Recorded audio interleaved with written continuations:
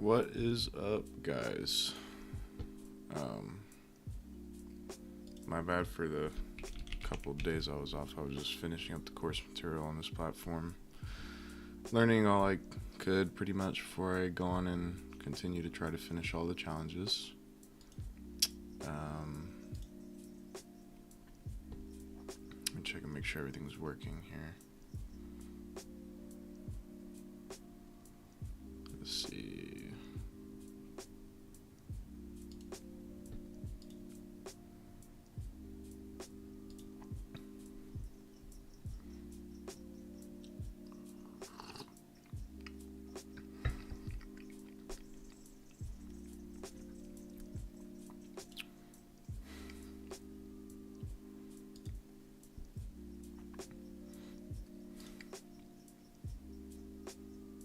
I think it's gonna be going through my speaker again for whatever reason.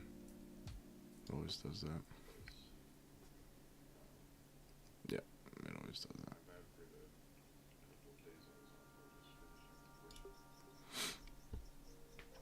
that. Alright, well, anywho. So, today's challenge will be overuse after free.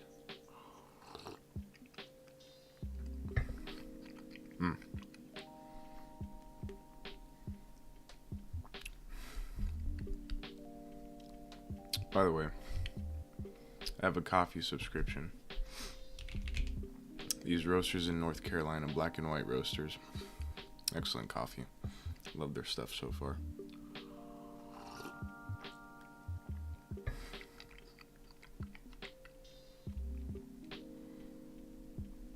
So if you hear me taking a sip and a long pause, it's because I'm trying to really taste the coffee. I'm a huge coffee nerd, so like I do pour overs. I mainly do pour overs. I just find that you get the most flavor out of coffee using the pour over method.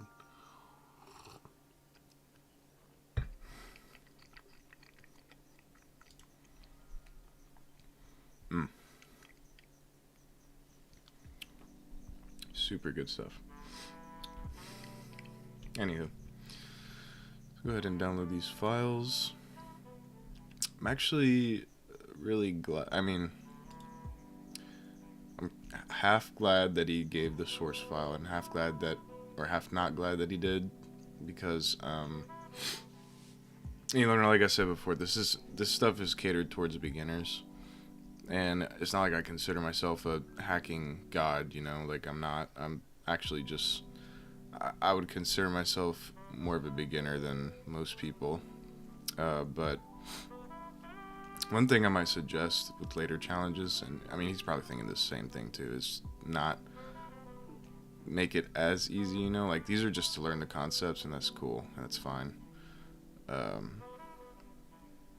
it might hinder some people if you also include the source file, just because it's, the source file is right there. You can literally look at the source code. You don't have to do any decompilation to view possible vulnerabilities.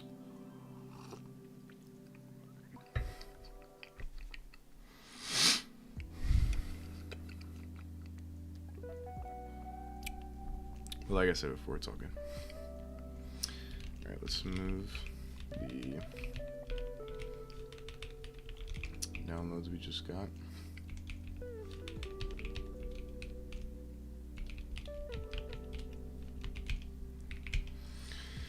Okay. Also, bit of a shameless plug. Well, not necessarily a shameless plug, but just a little insight into my workflow again. If you guys haven't heard of UV, it is a Python package manager built in Rust, similar to Rust package manager, and it makes life much better. Much better, because now you can, similarly to Cargo, you can just do UV add whatever library you need, and it gets imported, added to the list. No extra dependencies. You can also, I don't know if they have a feature flag like Cargo does, but I would think maybe they have some kind of thing where you can pick and choose what modules get imported.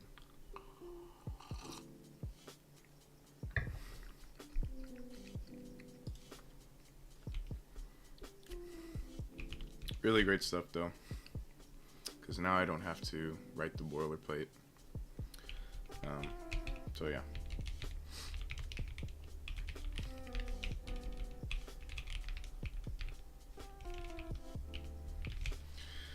Okay, so we got the source file. Let's go ahead and look at the source file. Oh, that's interesting, because he actually made a lesson where there's the same. I'm pretty sure this is the same exact setup actually. But it has been a while since I did that lesson, and I also didn't want to do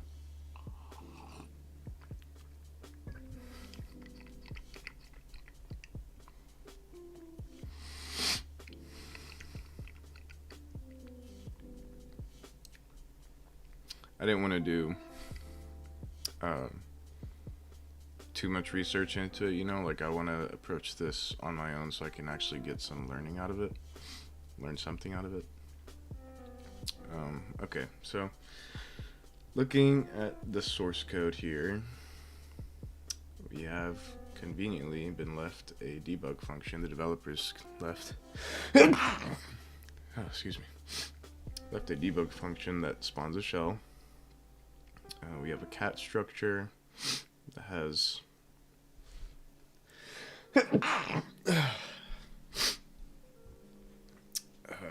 name array, and then it has a void pointer to a function, in which case I'm assuming it would be these two things right here respectively.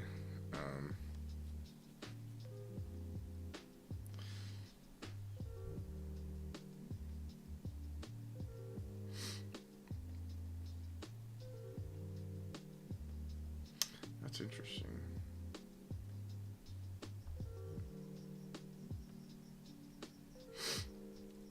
I always thought function pointers in C were a bit odd, but anywho. Then we have cat speak, takes a character pointer. Dog speak takes a character pointer, or a string pointer technically, but print help. Okay, now we started with the buffer, 32 bytes. Set vbuff.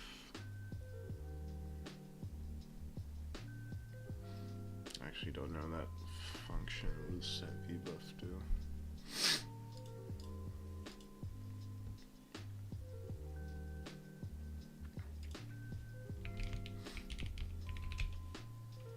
Huh. That's weird. Oh well.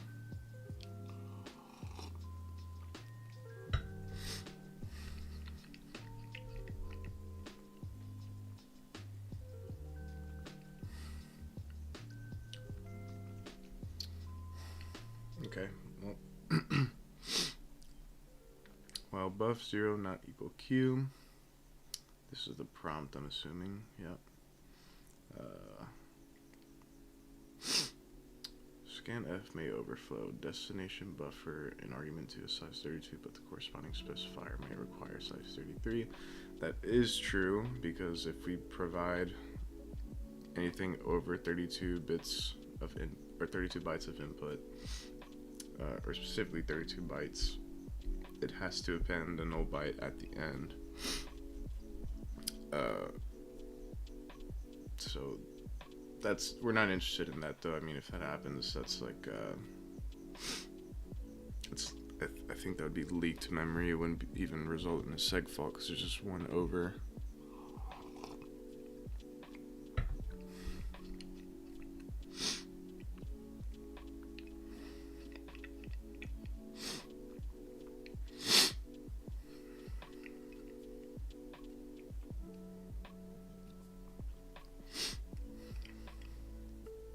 Anywho, string compare returns an integer. Let's look up what string compare returns if it's. Do I not have like the man pages for that? I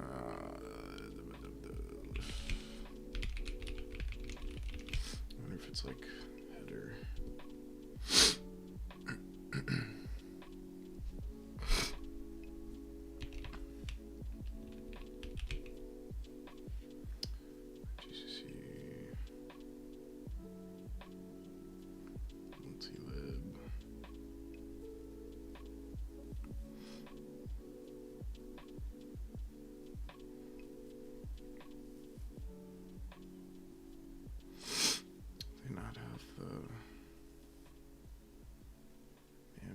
Maybe I'm header.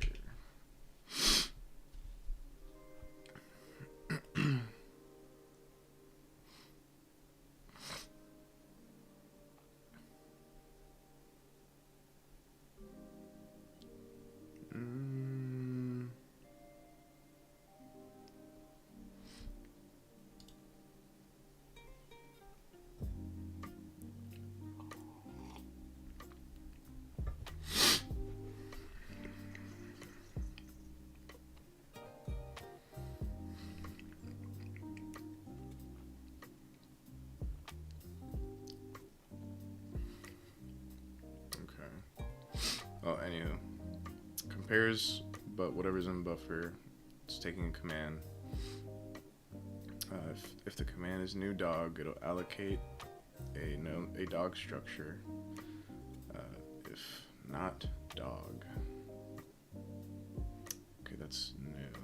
If not dog, so I guess if it doesn't exist or if it's pointing to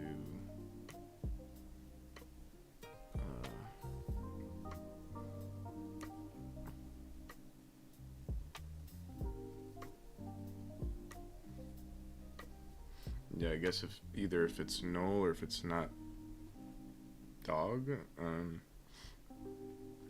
Oh, okay.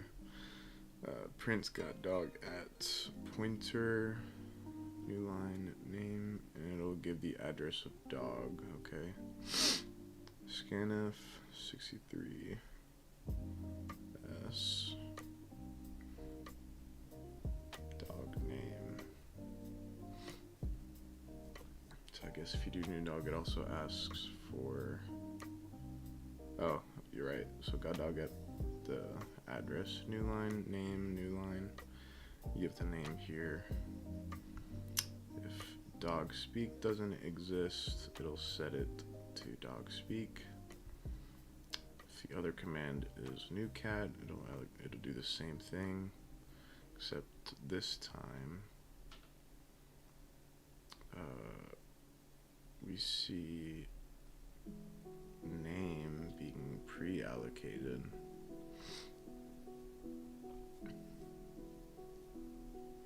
Interesting.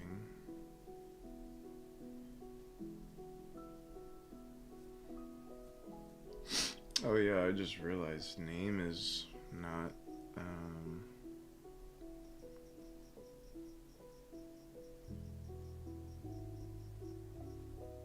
initialized here. That's interesting. That might be something to look at.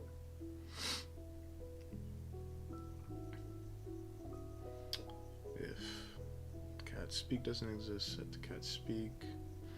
Okay, then we have the other commands here. If delete dog, free cat. And here's where the use after free vulnerability will be. I can just tell because I can see right here dog speak. So else if delete dog, delete cat, free cat. Let's look at the structures again. So we have cat, name, and then a function pointer, and a function pointer and a name. So we're gonna be overriding one of the function pointers. my question is, does the order matter? Do we have to specifically delete dog or delete cat? Okay, so speak dog, dog speak. It takes the name. Speak cat, cat speak, cat name, print dog, print cat, print help. Okay. Okay.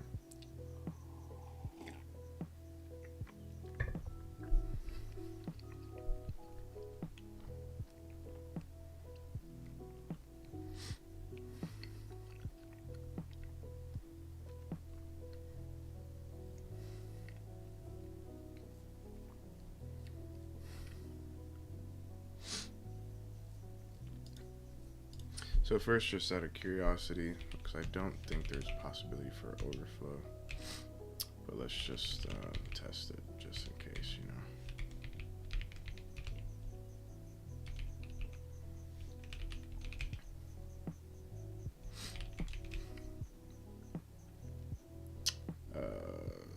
New dog.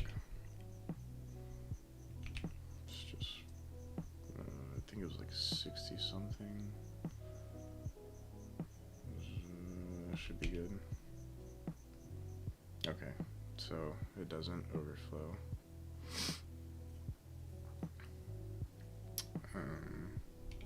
New dog. A dog name. Fido. Print dog. Speak dog. Woof, says Fido. Back here. Woof.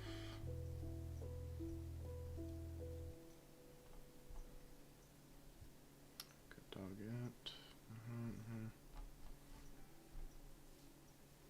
Woof, says Fido. Both point to their names respectively. Let's see something. Delete dog. Speak dog. Okay, so that's a problem.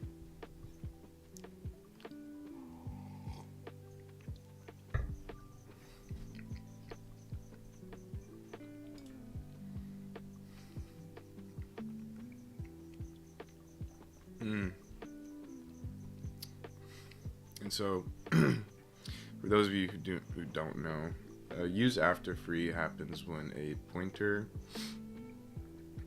is freed, but is not set to null, so it's still pointing at an arbitrary location in memory, right? So we saw there that there's, I mean, both instances, they don't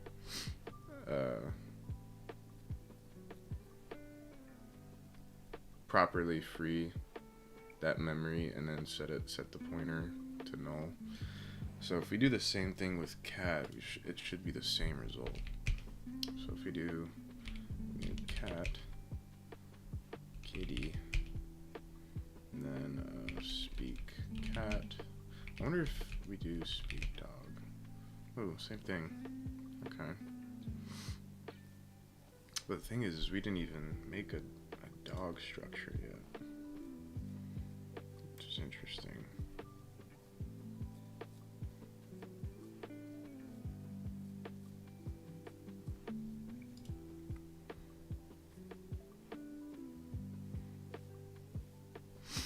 Okay, let's keep exploring. Cat, kitty, speak cat, delete cat, speak cat. Ooh, okay. Speak cat, meow says,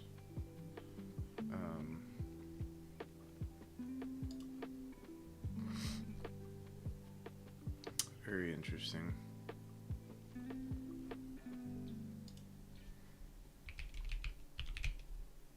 We get a segfault if we try to do speak dog.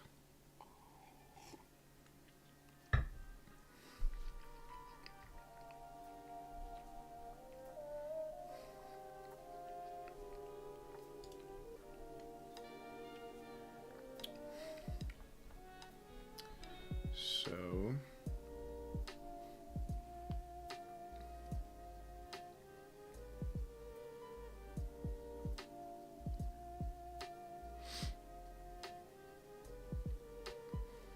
guess now the question is how we take advantage of it.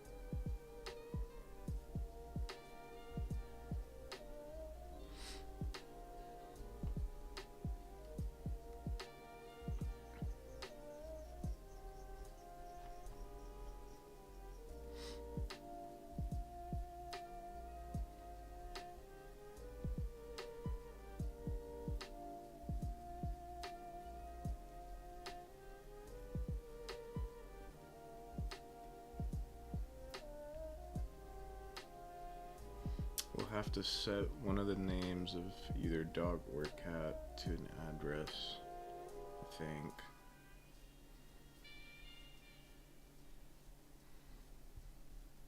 Well, I do want to try something else because I'm curious.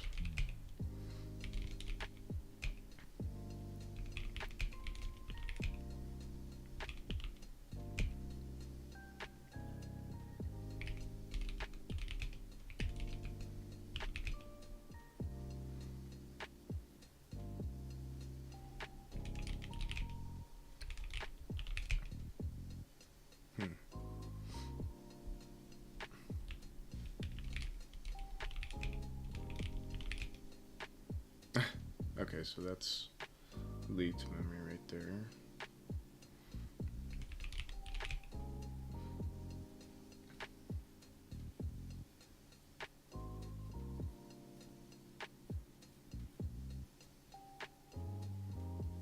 Okay, let's try the same with cat. Same thing. So I guess it could be either or.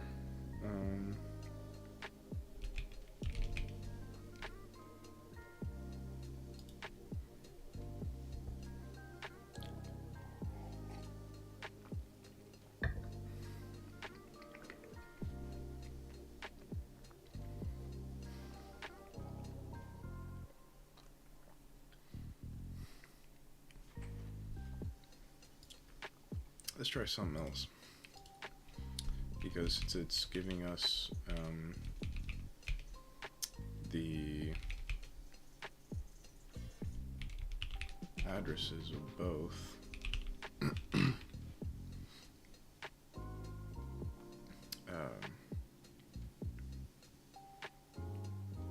Let's do this. Find a new cat. Oof, I can't put it in as a string because it'll interpret everything as a string. Okay, so maybe we have to do this. Their script here. Okay.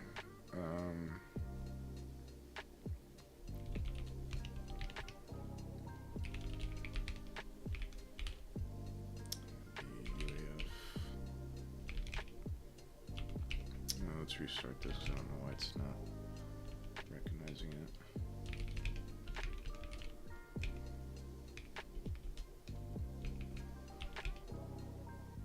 Still not recognizing. What the heck?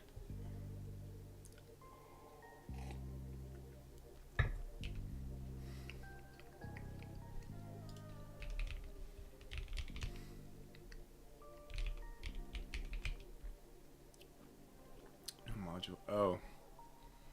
Virtual environment, that's why. Okay. And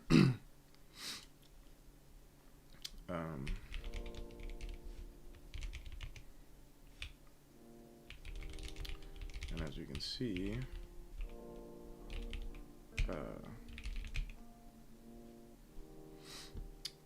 it already made the virtual environment for us too, which is really cool.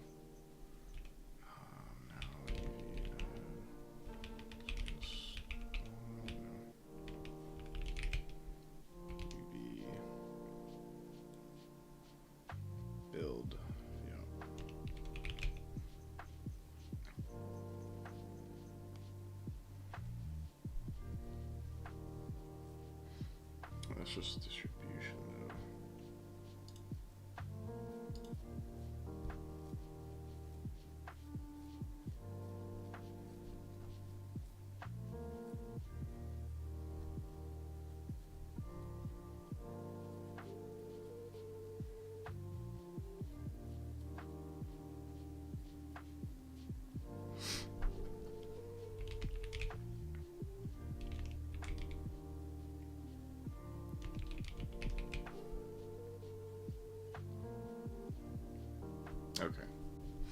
So we got to do. We can do just using Python now, but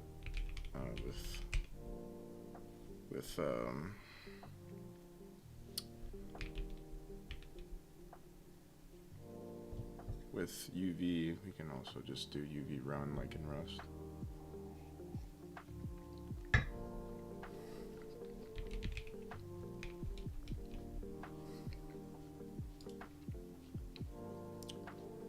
Although it's still, I don't know why it's still not resolving those dependencies.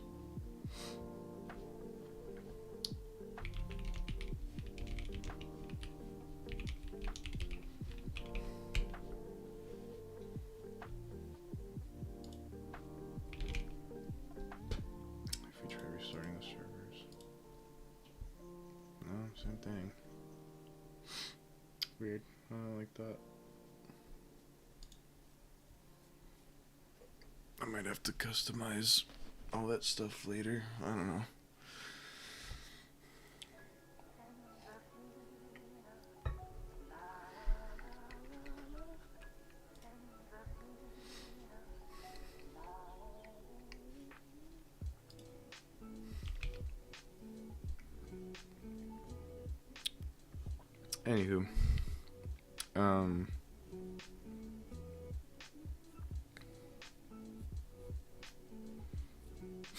Anywho, let's try experimenting a little bit.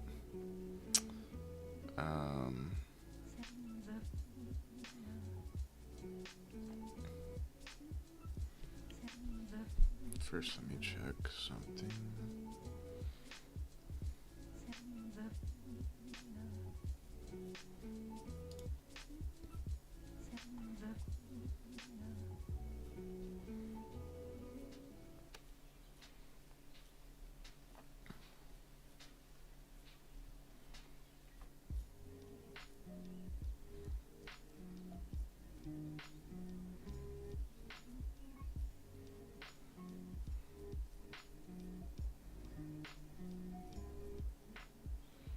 Where's the tubes? Where is it? No, I missed it.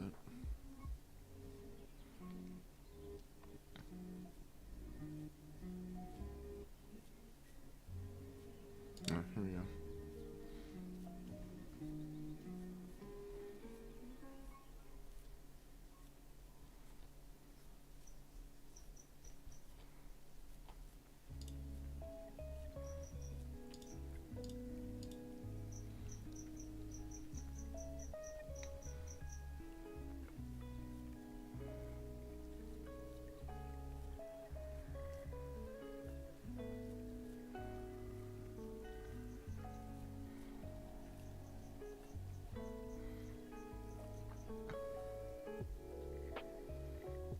Receive into there we go.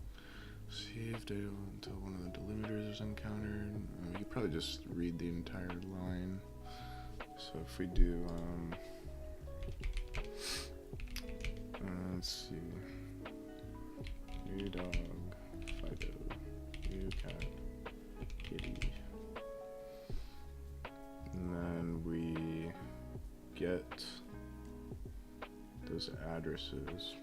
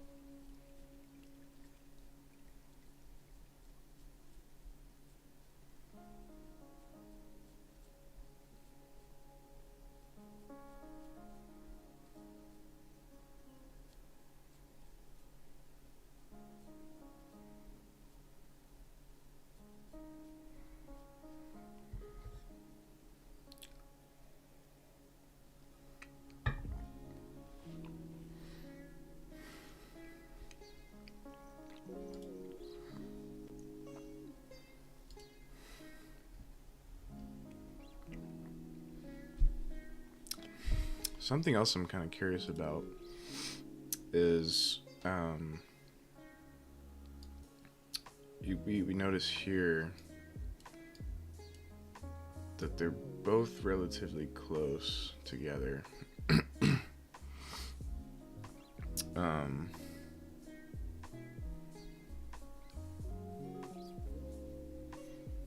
So I'm almost wondering if we could, like, since we can supply 63 characters is 5 bytes. Wait, 63. Let me look up that format.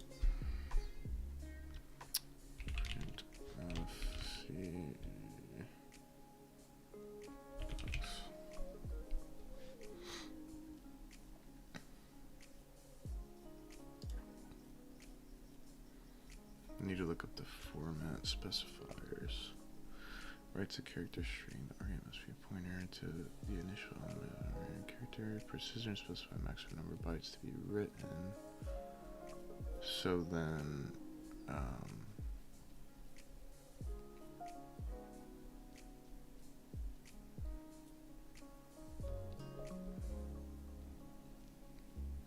right. So it's the field width. Is that what it is?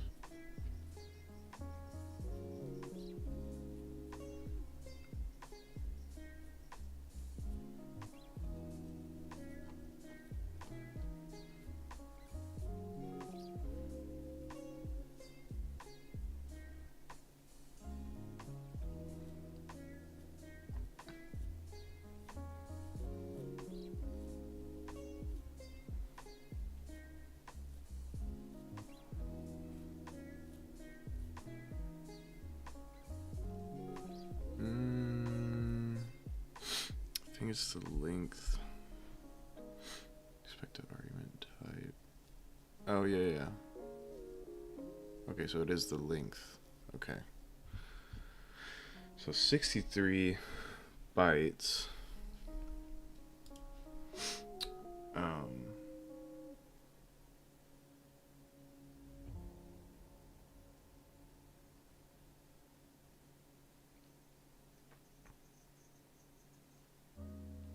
And then each byte would increment up by 2. Actually, I don't know. That may not even be how that works. Because I'm assuming this is the... Okay, so this is the address of the structure, right? And the structure... and one name size 64 byte. Okay, yeah, so that's why it takes 63 as an argument. 1 second.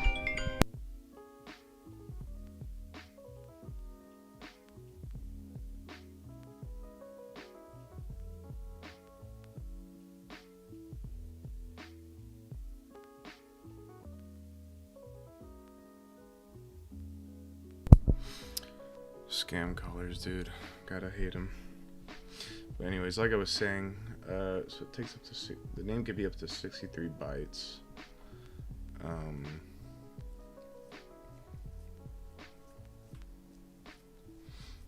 Which would be hex 40. If you add hex 40, A, B, C, D, E, B, C, D, E. Okay, so get up to E0. And depending on how the structure is mapped in memory, it may or may not overwrite something. Very interesting. Huh.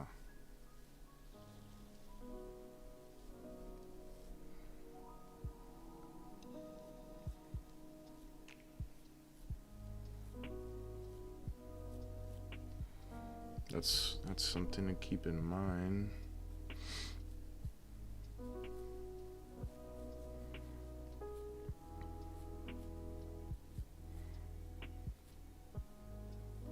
Okay, well, let's look up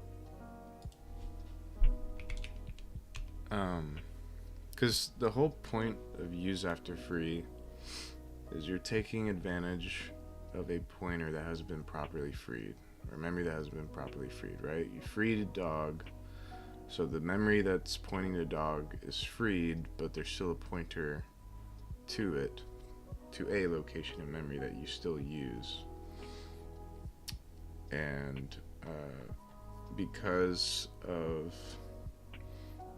the fact that both of these structures they both have a character buffer, and they also have a void pointer to a function. The point is you can point either of these to any function in memory. That's what we are doing to take advantage of the use after free, right? But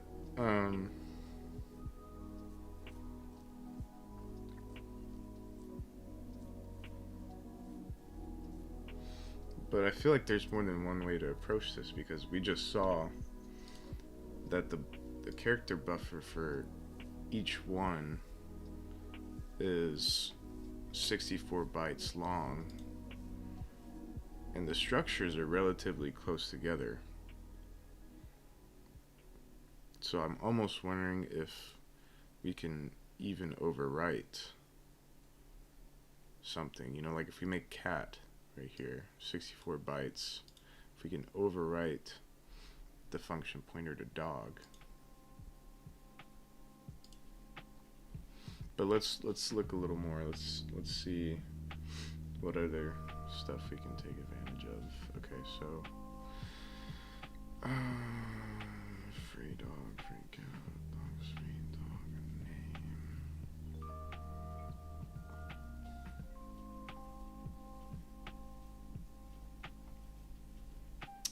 Let's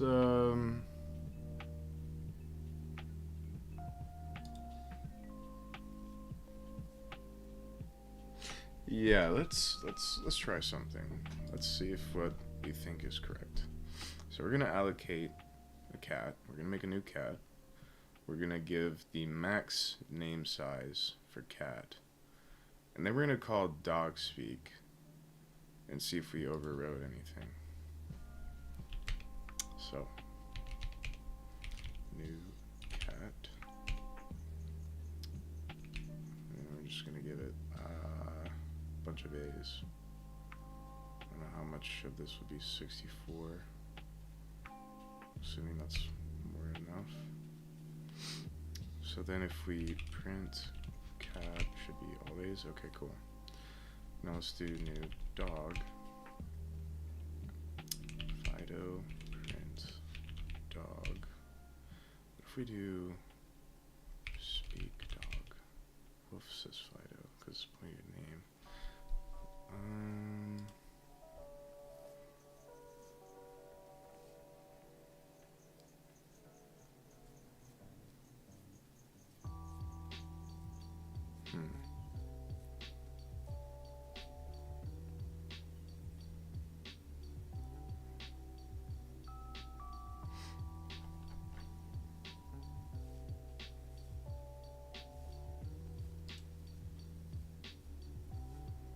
Oh. Okay. So what I was thinking of is not. Yeah, it's not realistic at all, because when you create a new dog or new cat, and let's say you do give it 64 bytes long of a name, it'll account for that space. Okay, so that's out of the question.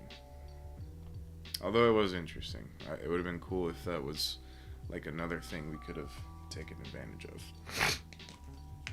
of. Okay. So then,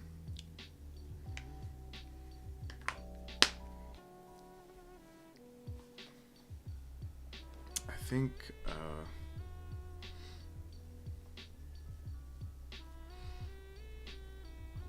because we noticed up here that when dog gets made, memory isn't allocated for dog name, whereas the memory for cat is. And you'll also notice that cat has that much allocated to it. Interesting. So hex 124, that's 4,132 bytes worth of memory allocated for cat. Would have been cool if we had a buffer overflow when it was supposed to be used after free bug, but that's important right there.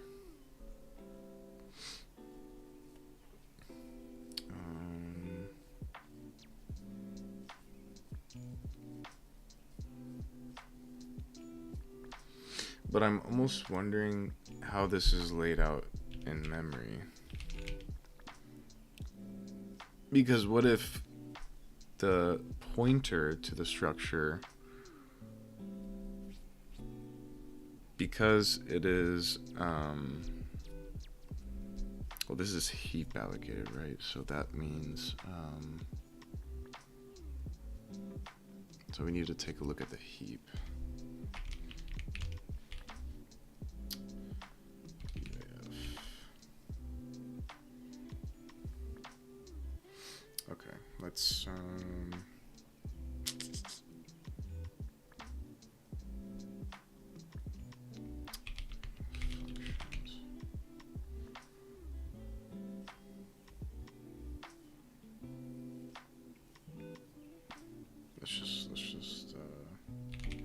let's just run it.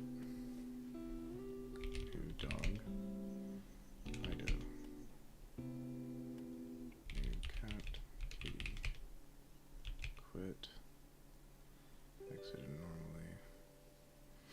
How can we make it?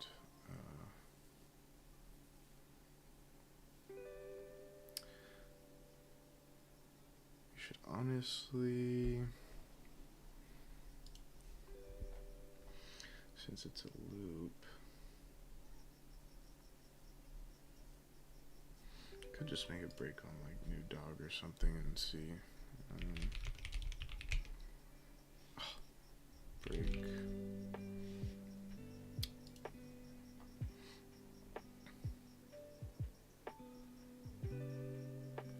Let's just do, let's do 46 break.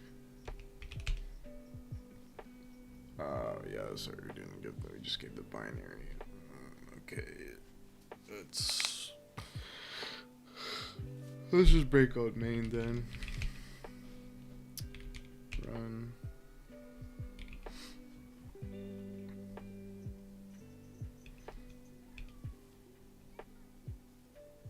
I'm also curious to see what mitigations. Oh, there's a canary as well. Oh yeah, that's right. That's the canary right there. And then moved EAX into that spot. Okay. Anywho, this will be call. 2 calls there. And then what is it printing? And it prints the prompt. So we're in the loop, I believe. Effective address. VPX. Word. 2C.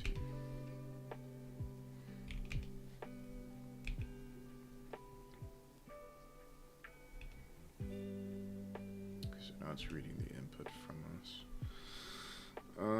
Let's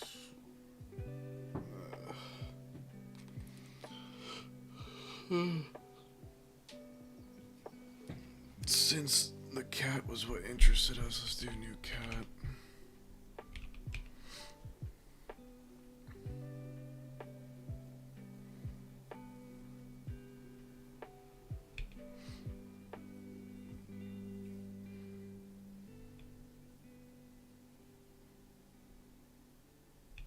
Oh, here's the string compare. That's what it's doing there.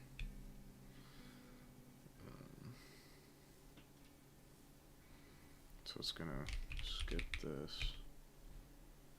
Now it should execute.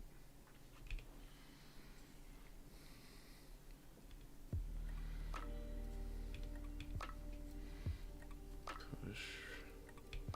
Call.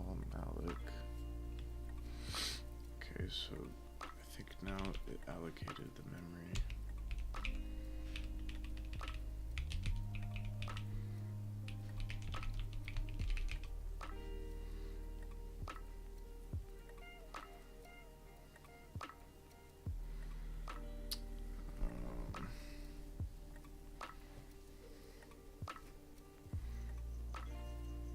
Oh, so I guess it's just heap. Heap chunks.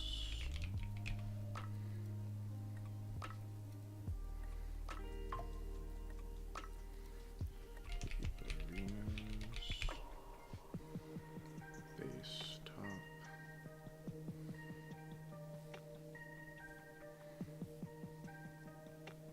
Oh, okay, that's cool. So we can view the chunks. As well as the entire heap structure. That's cool.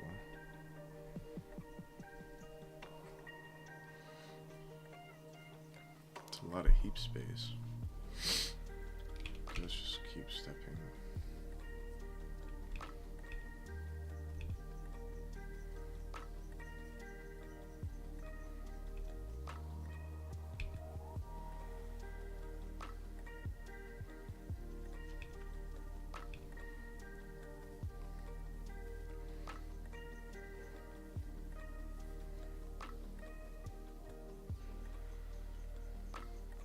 Oh, that's right. I believe that's, yeah, it's allocated on the heap. So it's giving us the address of the heap.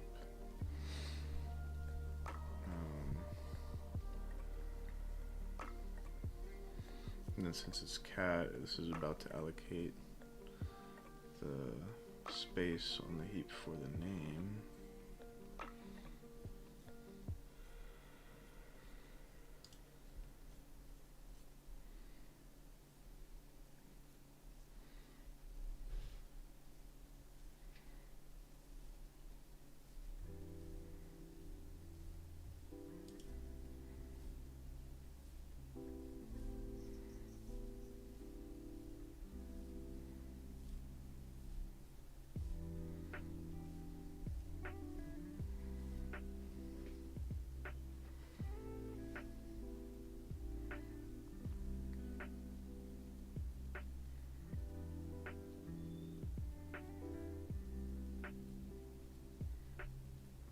Well, okay, here's the thing, right?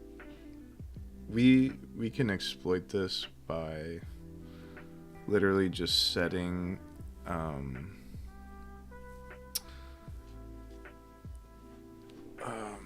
think we can exploit this by, for either the dog or the cat, set the name to a function of memory, in this case debug. And then we can free it, and then we can call like speak cat or something, and or speak dog, and it should execute that. But I'm also curious because I'm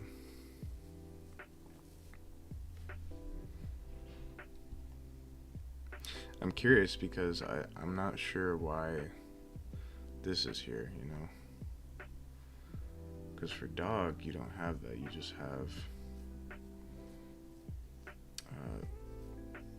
the name.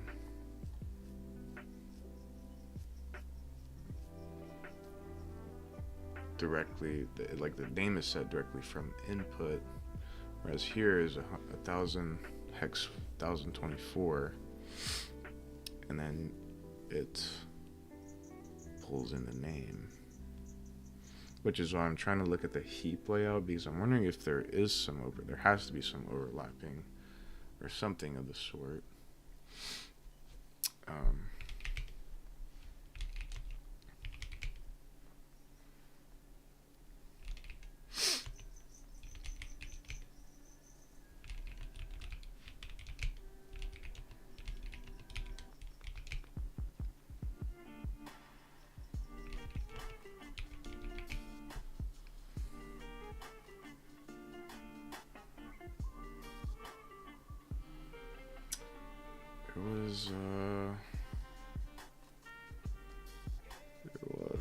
There was a heap command that I'm not remembering right now for some reason.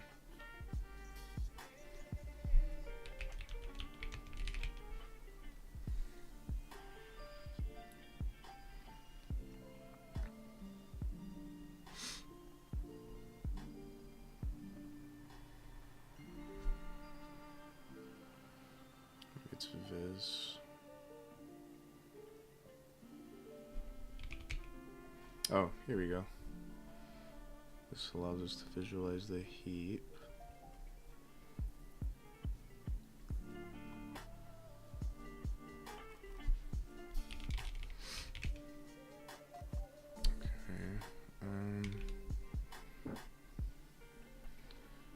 X10 is stack pointer, subtract XC, push 1024. Oh, this is, it's allocating the memory now for cat. And then it's going to be setting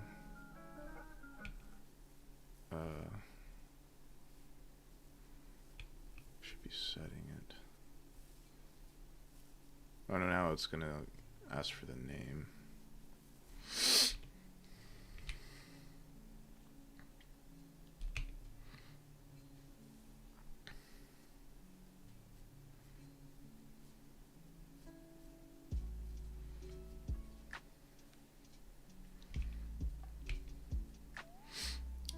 Segment X 80404C X, and then it should be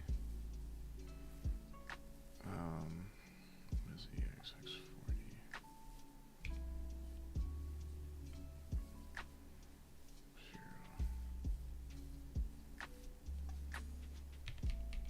Is that moving?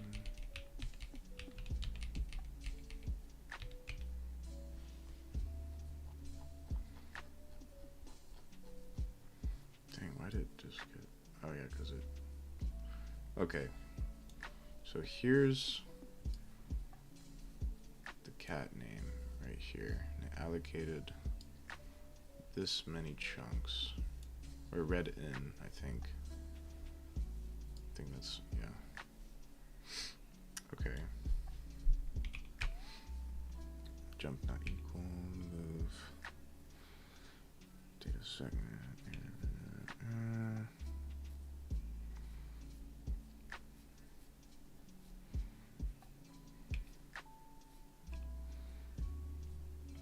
Move zero extension byte pointer EX. Compare the lower half of the register of EAX to hex 71. Why is it comparing that?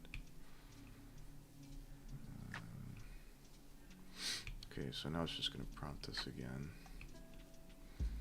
And then it's going to ask us for another command. So let's do new dog. And this will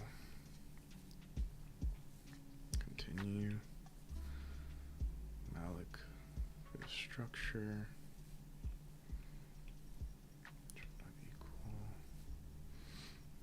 Yeah, and got dog name, address, yeah. It's gonna ask us for the name.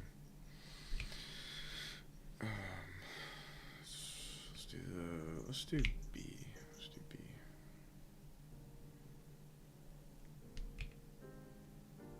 Okay. Now let's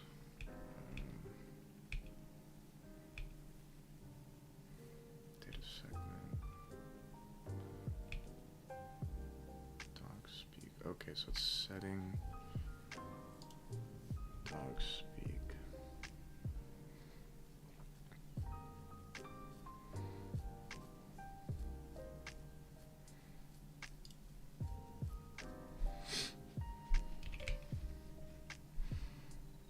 So here's our dog, 80492B.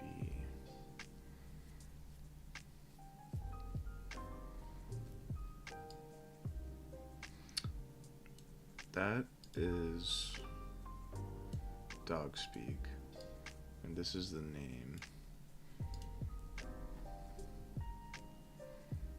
Right, because that's address. That's the name. What about cat?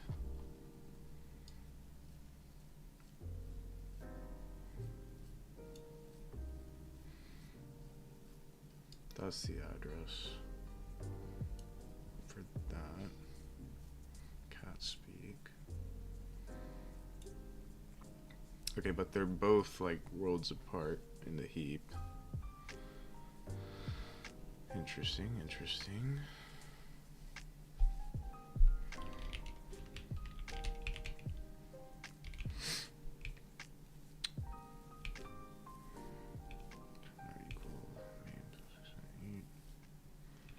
And then back to the prompt again. Okay. So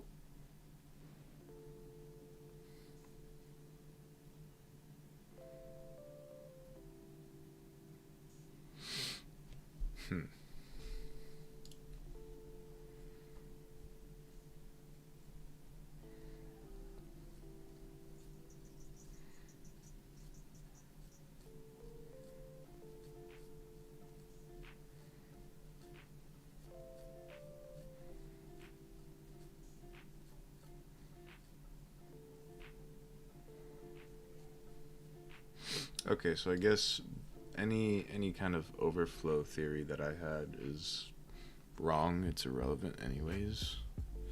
It's literally just the fact that when we free it, it doesn't set the pointer to null, and then we can just do whatever.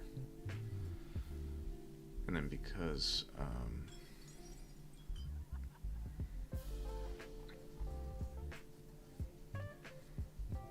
we can point it to any address, technically we could set, like, let's say cat name to be the address of the function pointer for dog, and it would call that when we do speak dog.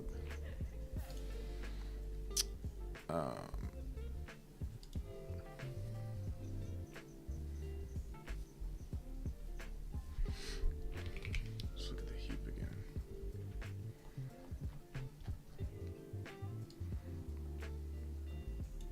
Because they're at two completely different locations in the heap, so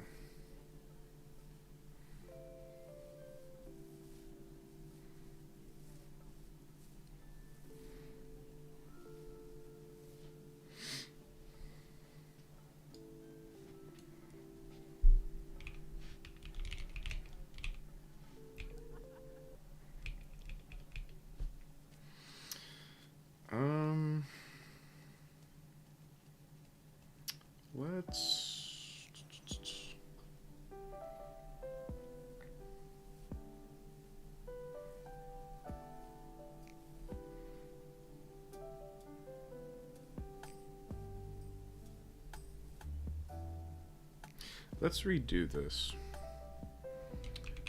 And instead of us giving the input, we'll try it with function addresses. But here's another thing though, is that we don't know the function address because it's being randomized.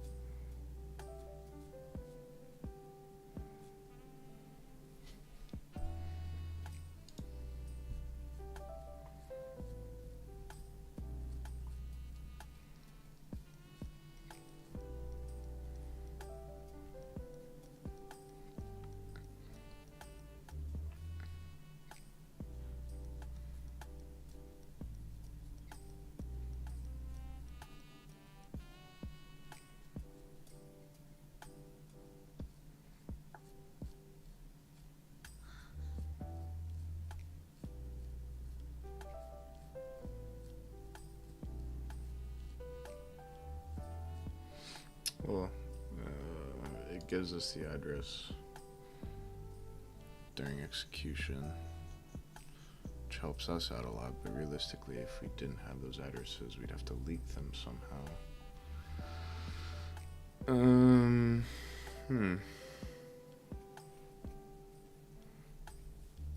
That is so interesting.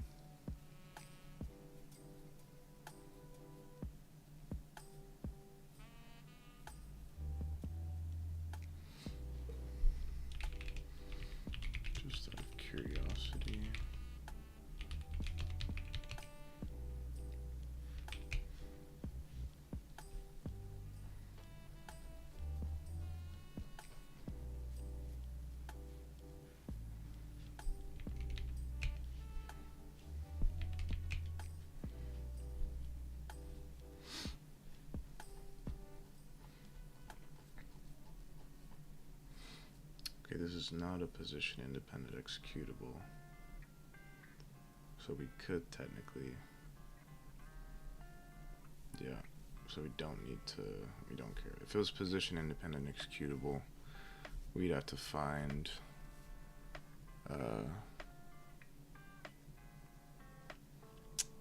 we would have to find the base of the image.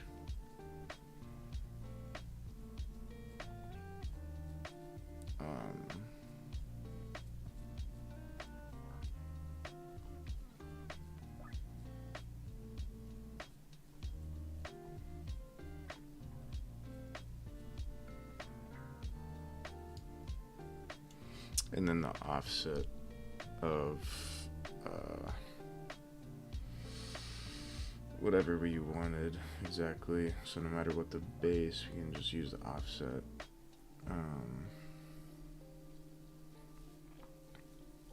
Which I wonder how you would do that at runtime. Interesting. Very interesting stuff.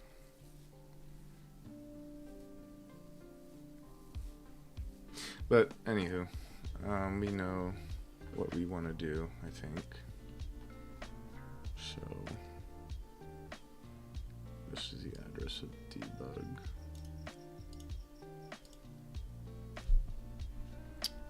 Debug address. Okay. Now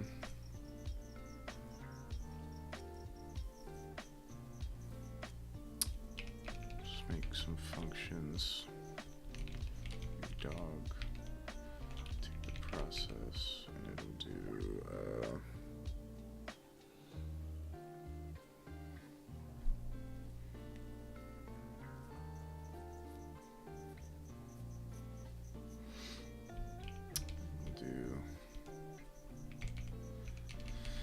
take the process and name is going to be let's not specify the type. You don't really need to do that.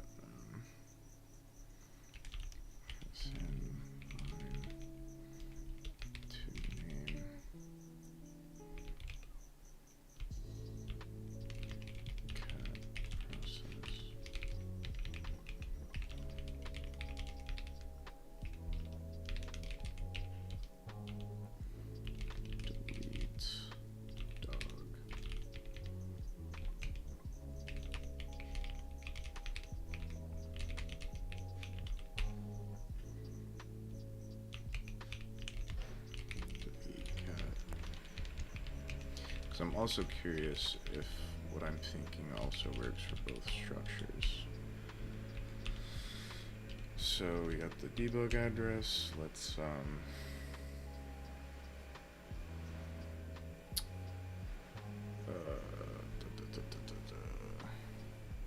think it's just a prompt initially.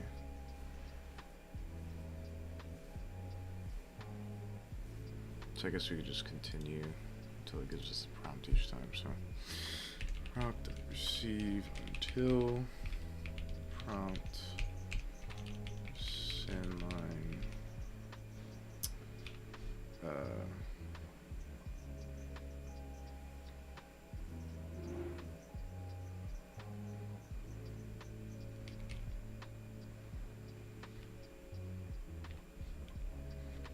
new dog debug address. Delete dog proc. And then we'll add receive until and both of those.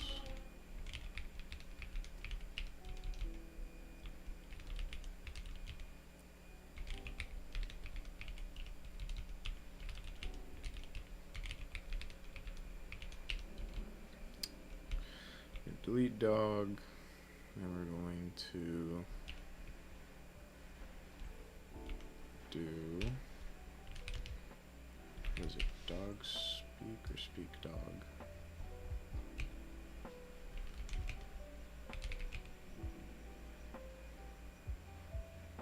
Speak dog. Speak dog.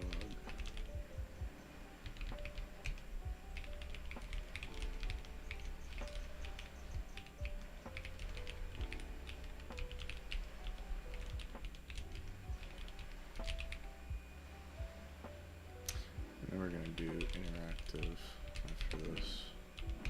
Just by this time, the exploit will hopefully have worked.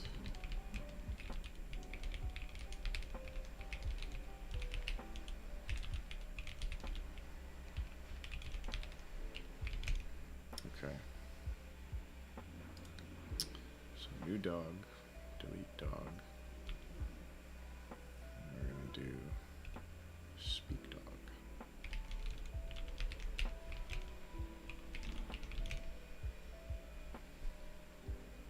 Okay.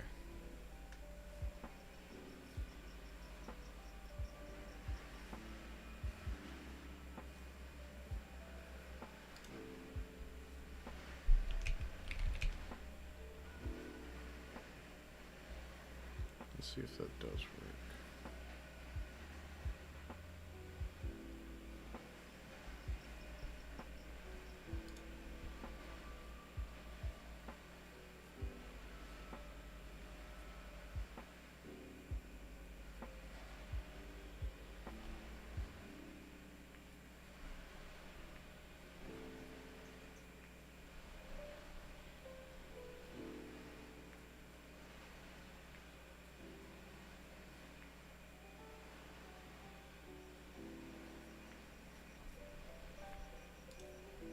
Okay.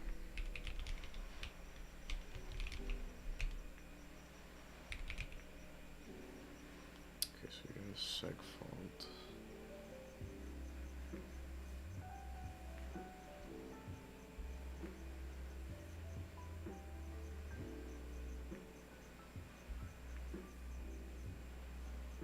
Oh, we got a core dump too.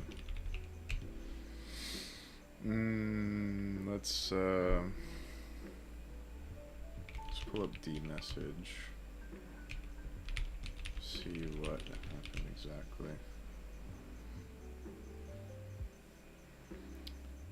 Instruction pointer nodes and 0.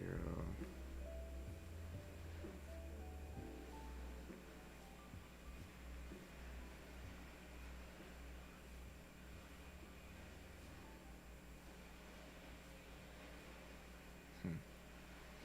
8049472.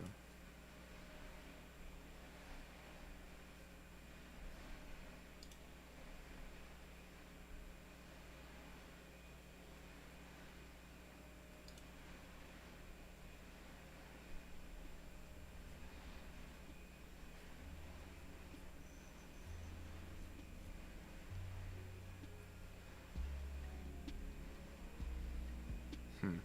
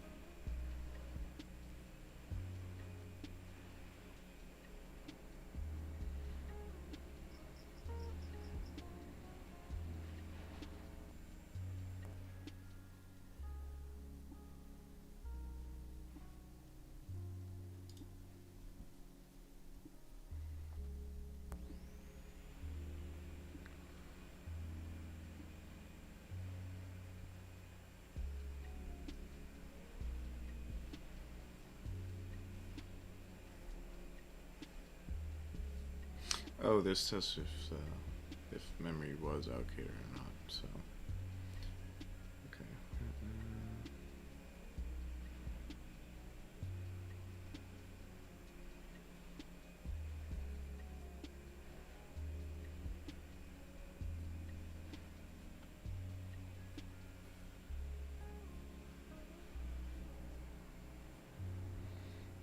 Let's do print dog just to see if.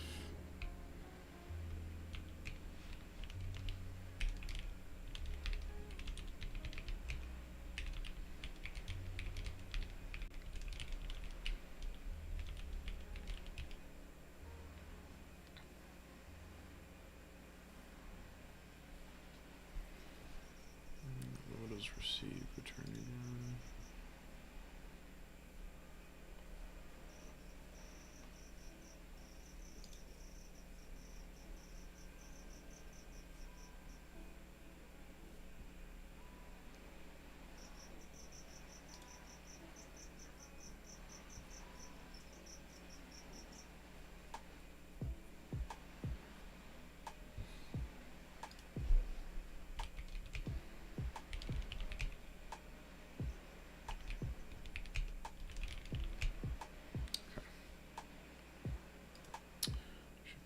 Receive line. So print dog. Print out whatever that returns. Print it.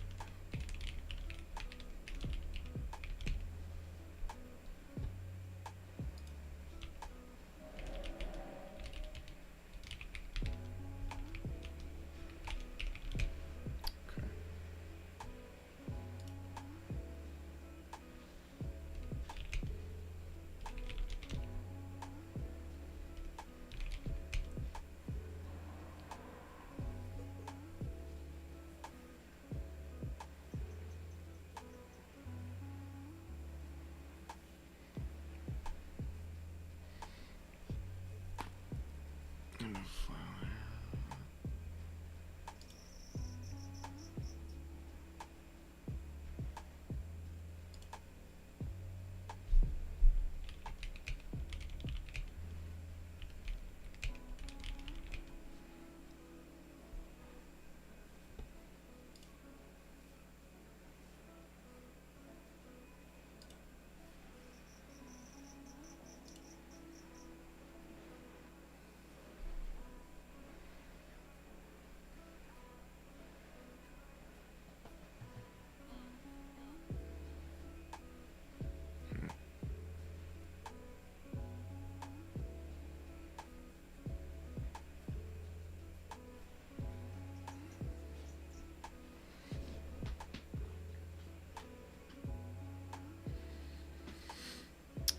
I guess. Okay.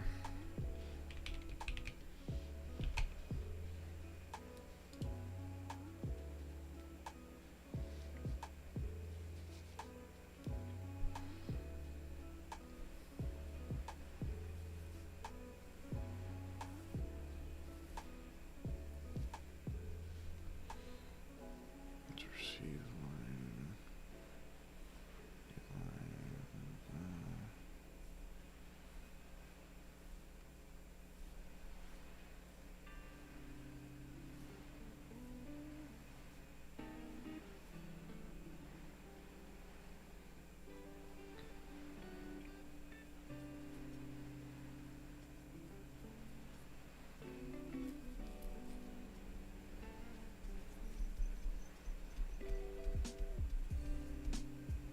Okay, it should be returning the new line as well. I think it's 2.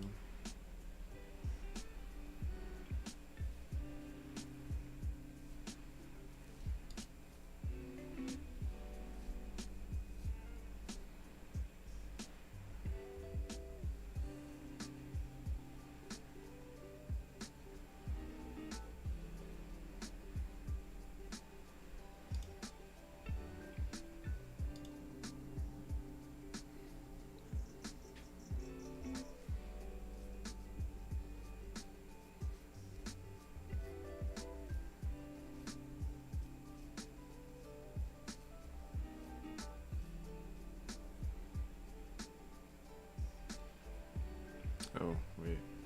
Hold on. Oh. That's why. Right here we didn't give new dog.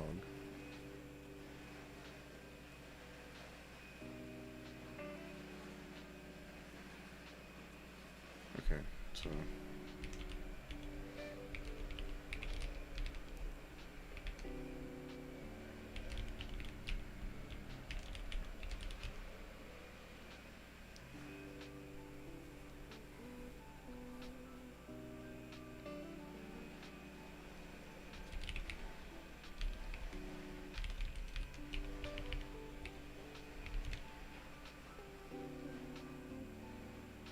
we should include the new line.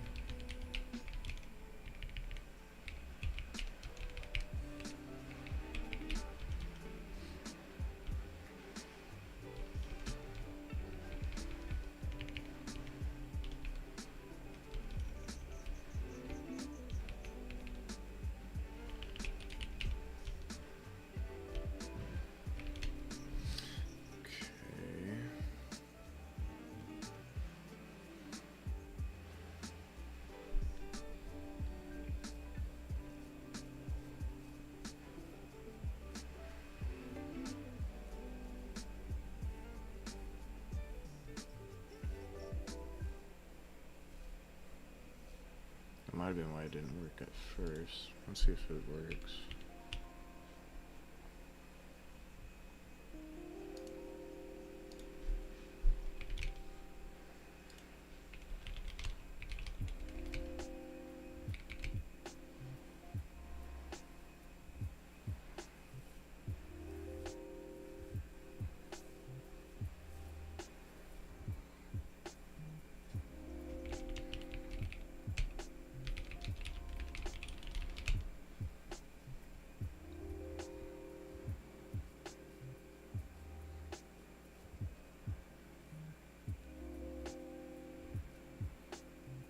That's interesting. There's an error in libc.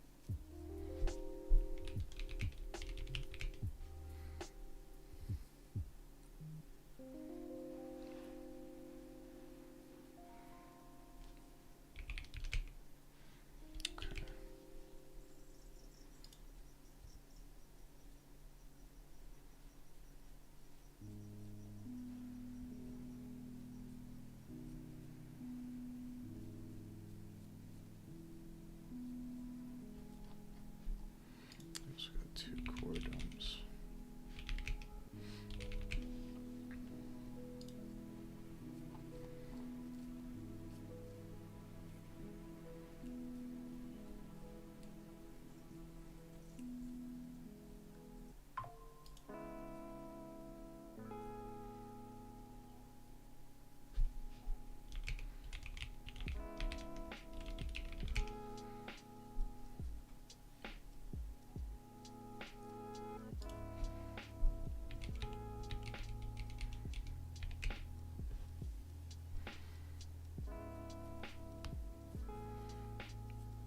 Okay, that's our address right there.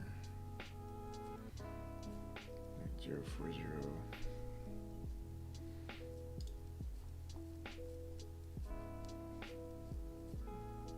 08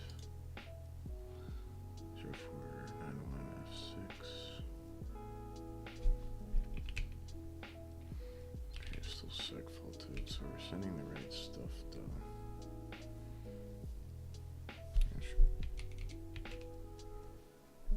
Appended a new line to that, yeah.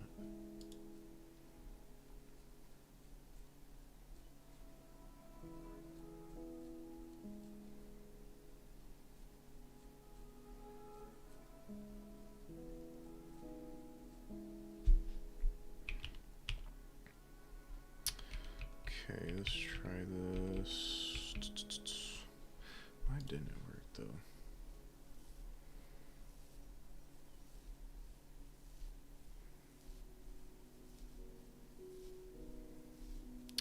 let's do one more testing.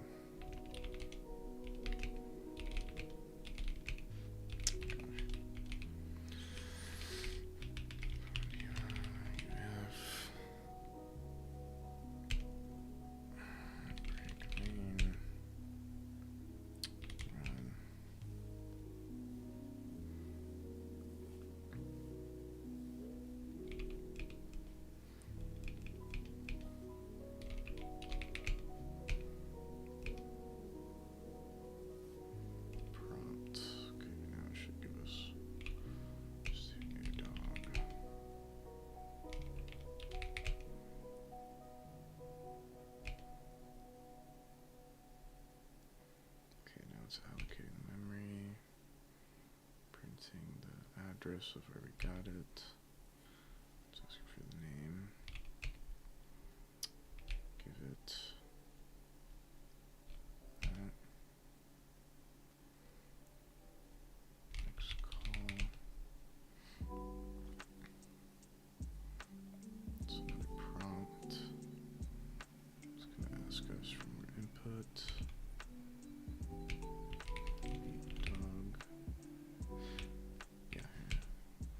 First, let's do, okay, so that's what's allocated. It's a speak function.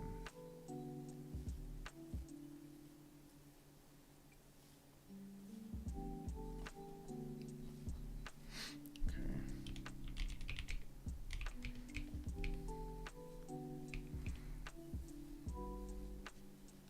Next call.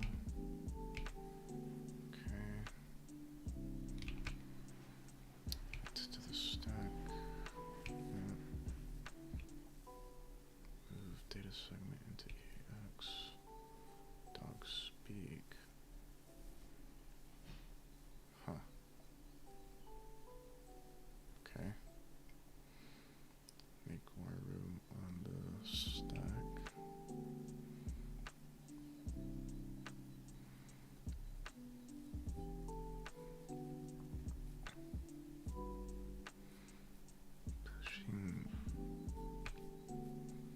Dog speak onto the stack. Call free.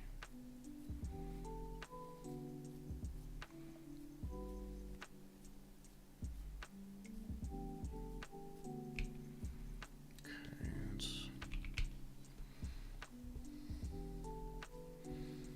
so it freed the address. It didn't free the name though.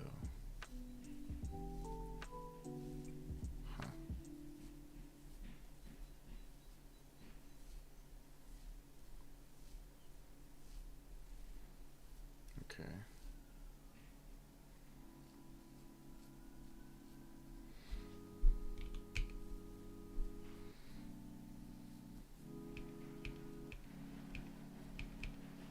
Now it's prompting us again.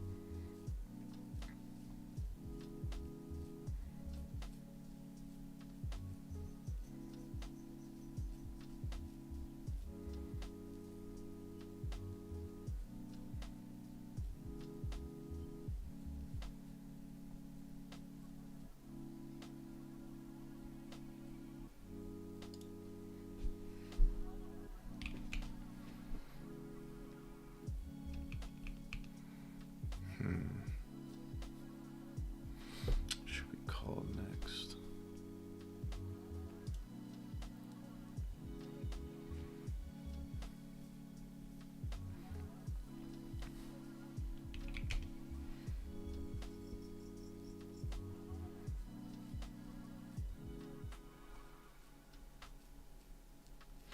I'm gonna do the same thing with cat. Let's see what happens. Maybe we should just do speak dog. see what it fails with. Weak dog.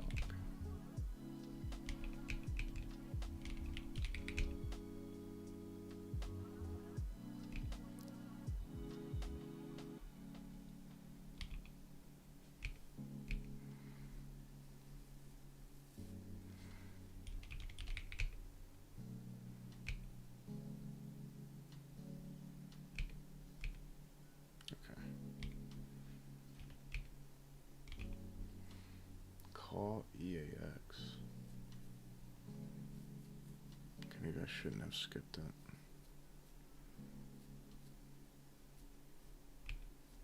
Okay.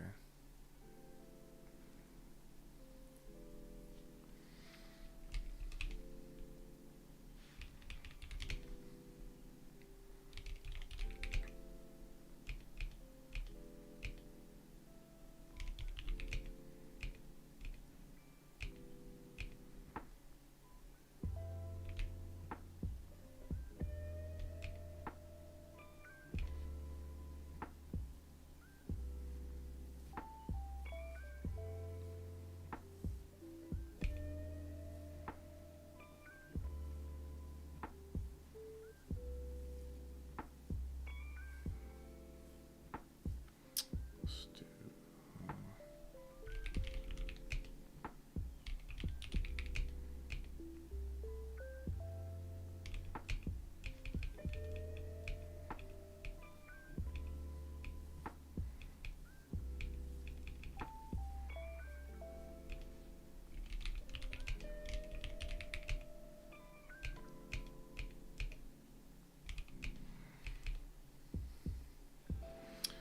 Attend to the stack pointer testing.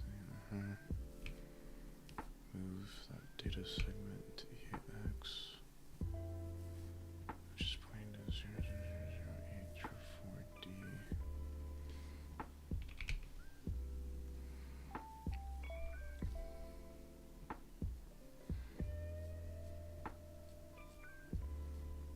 Okay.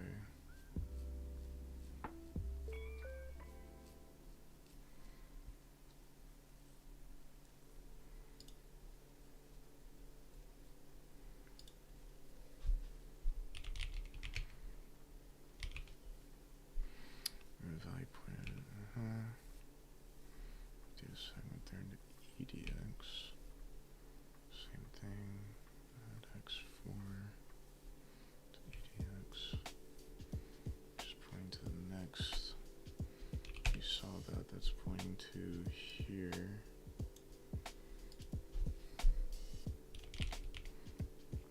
E635. Yeah. Subtract from the stack. Push speak dog. Okay, and so here it would fail because it's pointing to invalid memory.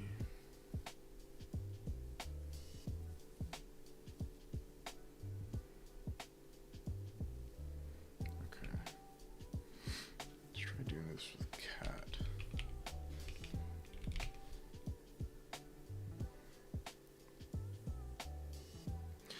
Oh, wait. Hold on.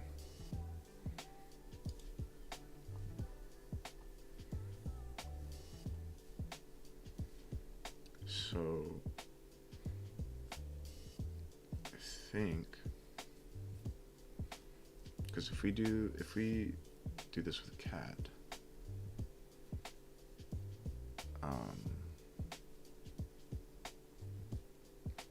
set that to function, and we call speak dog. That might work. Maybe. I'm not sure. Let's keep experimenting. Okay.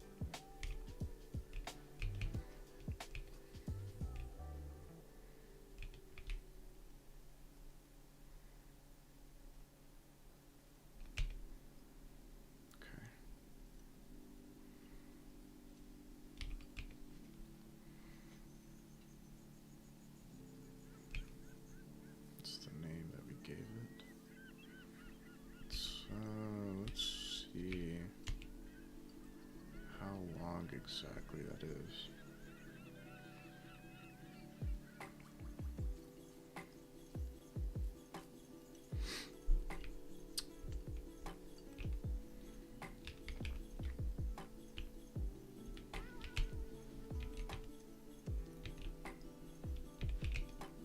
Repeat 63 times. Okay, so I only got 63.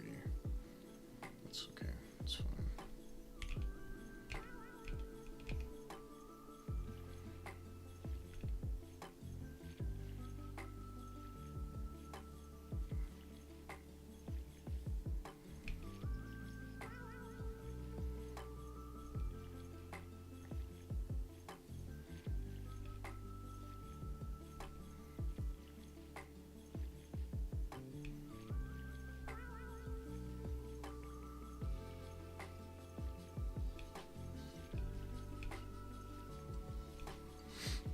It's going to prompt us for another command. Visualize the heap.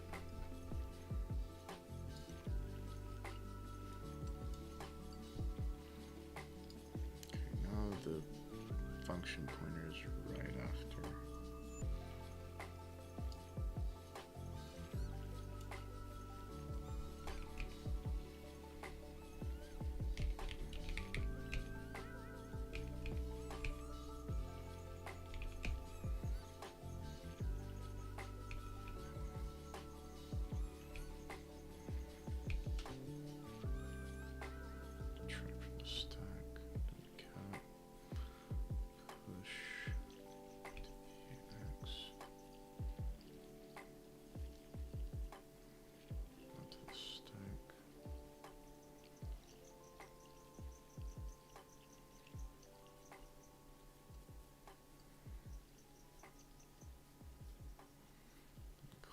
Free.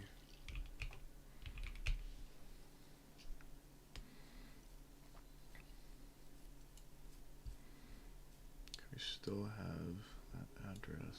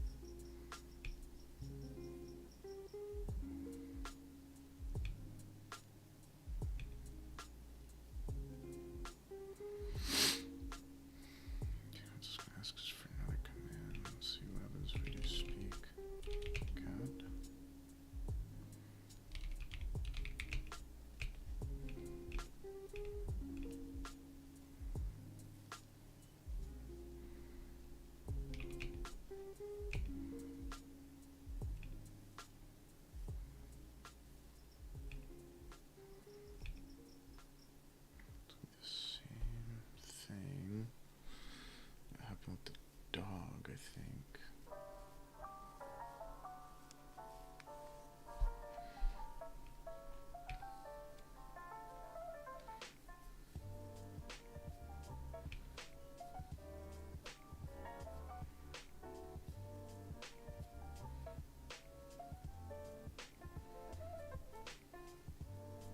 Except I think this will actually work because the address is after.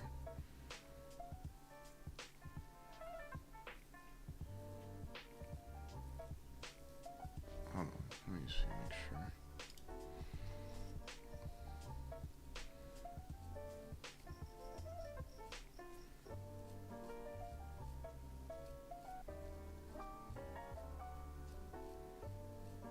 Yeah, so because the function pointer for dog. It was the first thing. Whenever it called speak dog after it was free, it didn't work. But this, because when we called free, it's just part of the buffer that it freed, it seemed like. Speak cat will actually work.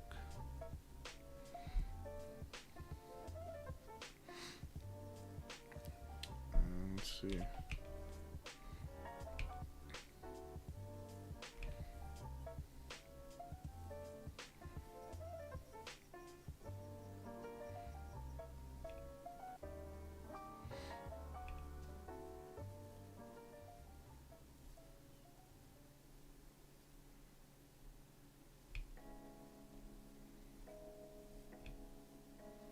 Yeah, so that actually worked.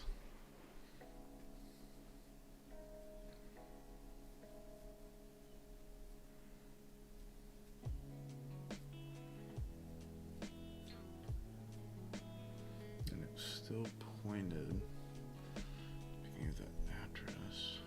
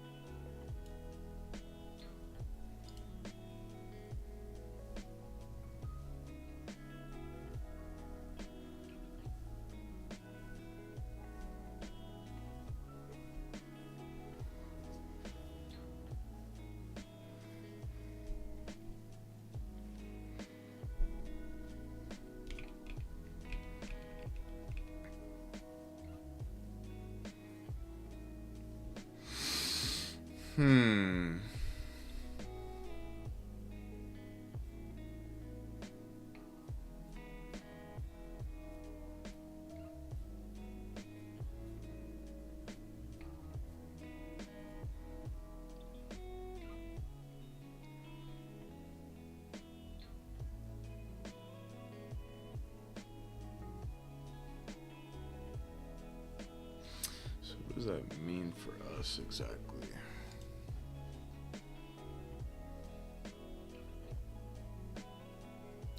Free dog won't it'll fail.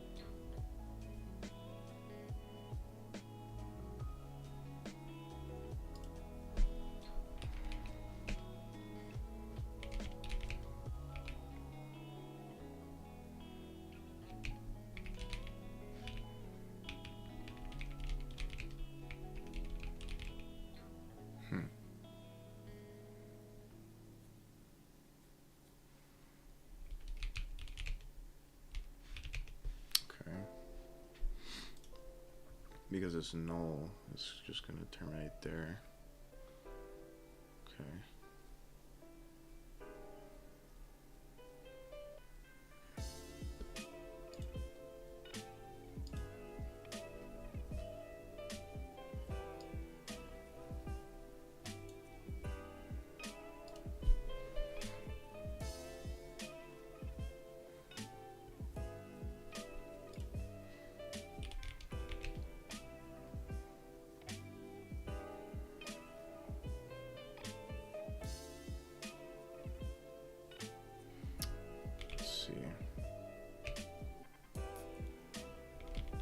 So cat is still deleted.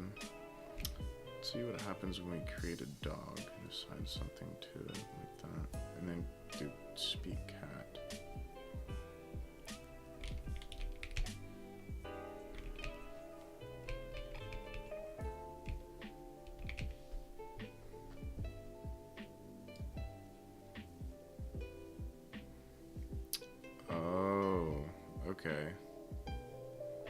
That's interesting.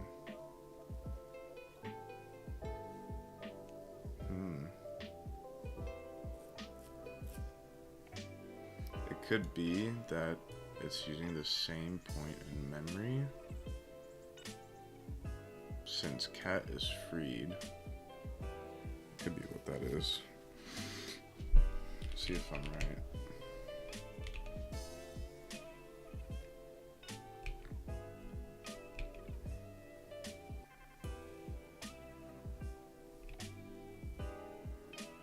Yeah, it is using the same point in memory.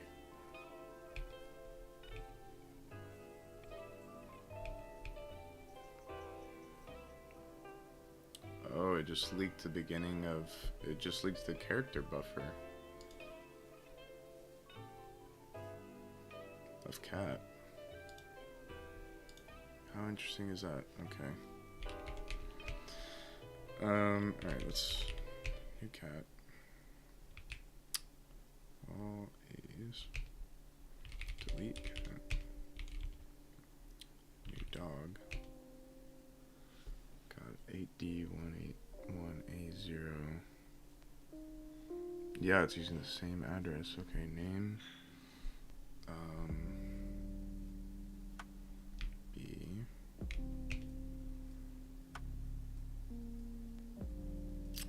Speak cat. So the same thing, print cat. Nothing.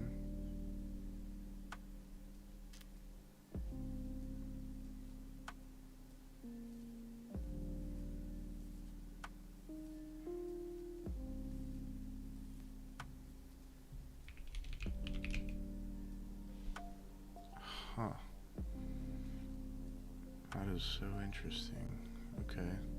So I guess when speak dog is being called.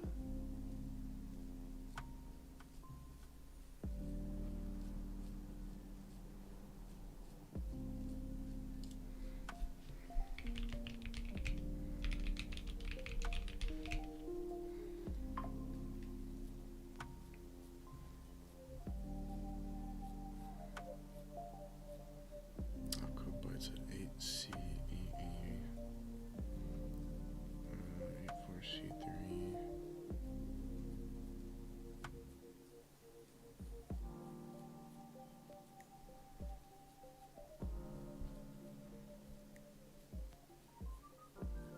Okay, so I think I know what's happening here. When we... Okay, so if we delete cat and we create a new dog, it's going to use the same point in memory as cat.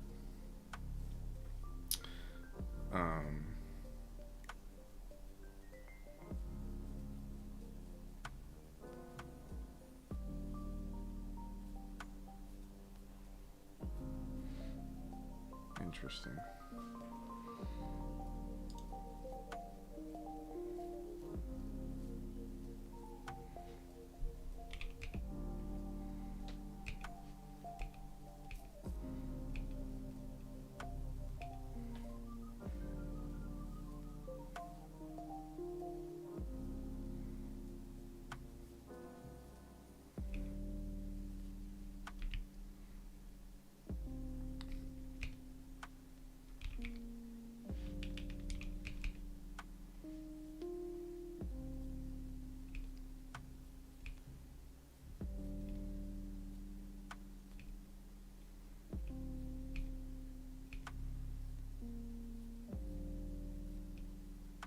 Now it's prompting us again. Let's look at the memory.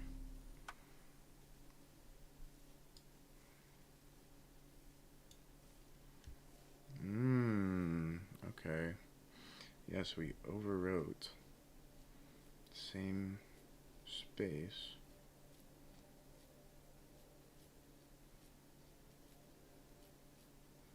Okay.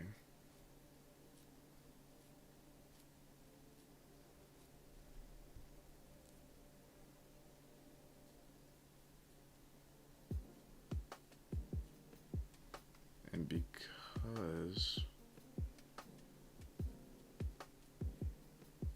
it's overwriting that same space,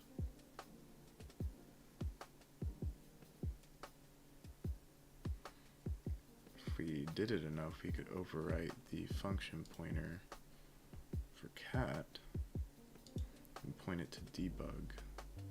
So let's test that theory. Okay, let's run this again. First, let me write this down because I'm probably gonna forget. Okay, so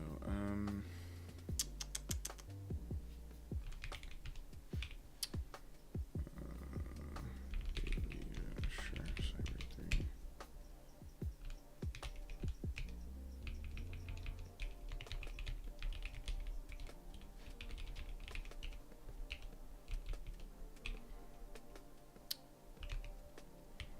New cat.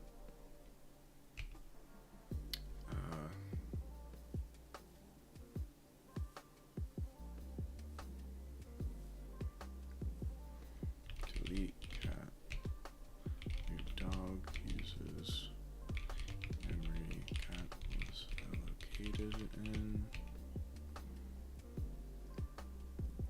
Name of new dog overwrites memory cat can flow enough to overwrite function during cat to point to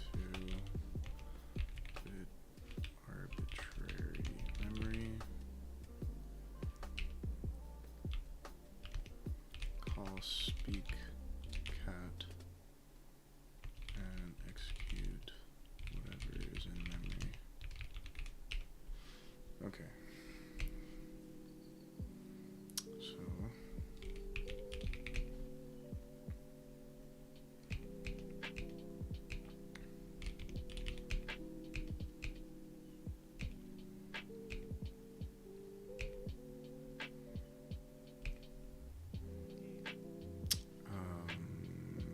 doesn't matter what we set the name to, just set it on that.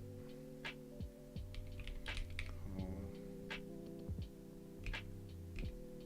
We'll do delete cat.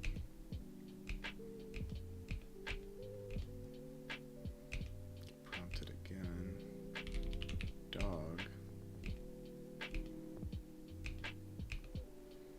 And let's give it a bunch of input. Much as possible. Okay. Next call.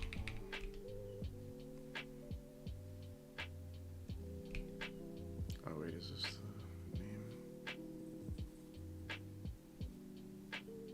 I guess. Why did it prompt us for another? What? New dog. Malik, dog. Why is it prompting us again for 32? Oh, that's the command, Okay,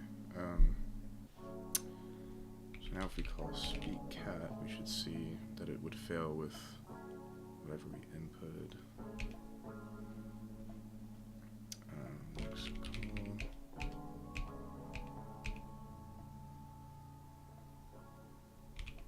And let's see if it does. Yep, see right here. There it is. Okay, so that's how we're gonna exploit this. Okay.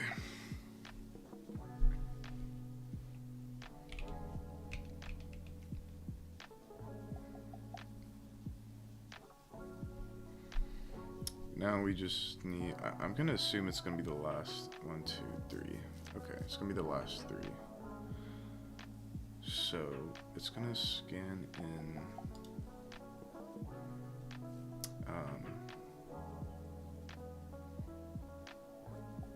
63 into cat name,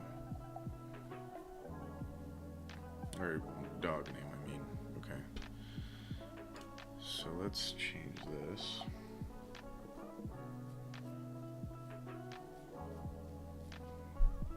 Now that we actually know what's going on. Okay, new cat. And we're going to give it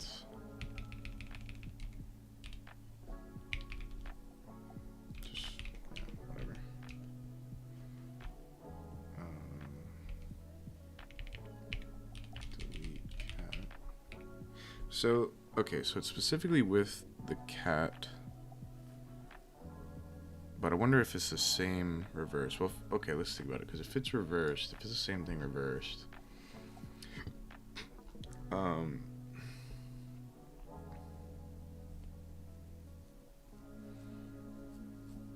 function pointer's in the beginning, and the name buffer is at the end. So if we free it, make a new cat and just point to the same thing, we would have to call speak dog. Yeah, okay, so it could be both ways. We'll have to test it. This is super interesting stuff. I love learning this stuff. Anywho, okay, so new cat. We delete the cat. Allocate a new dog.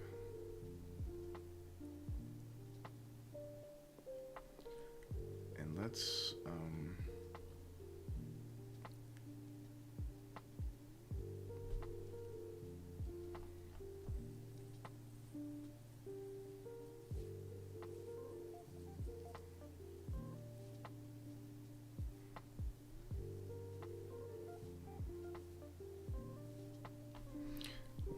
comment this out for a second.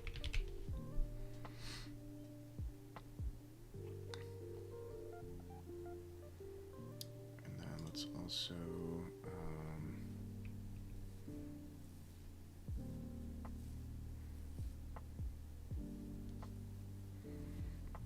just do address here. Redo proc.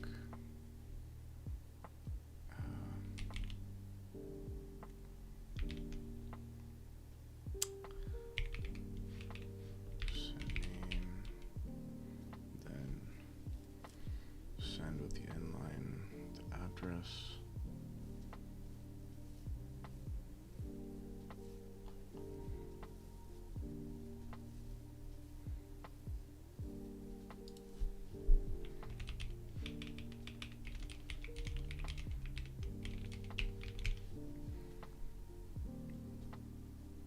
So delete the cat, then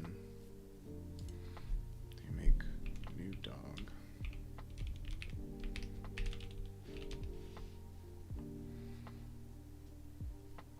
Give it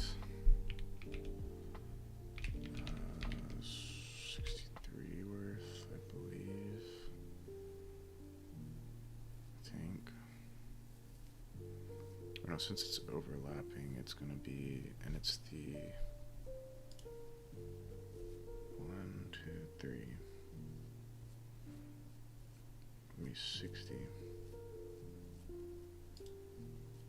I think.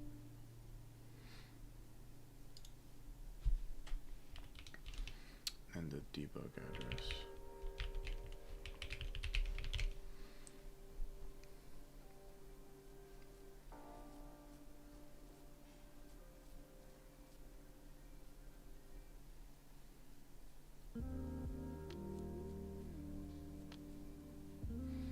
And then we're gonna call speak cat.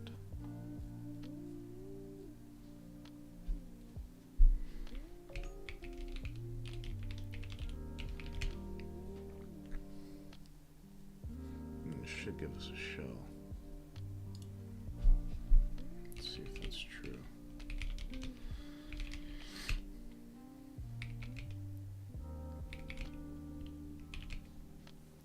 Okay, no. Oh, I messed up.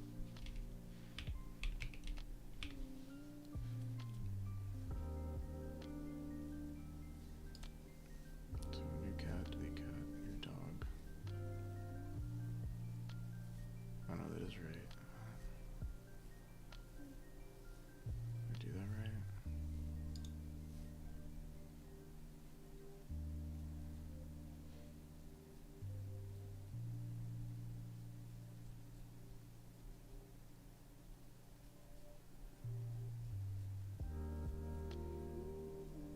Wait, I'm confused.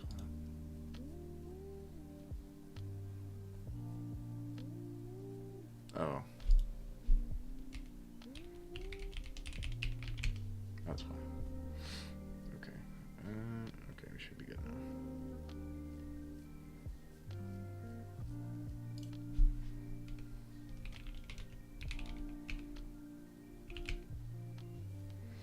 Okay, so seg faulted.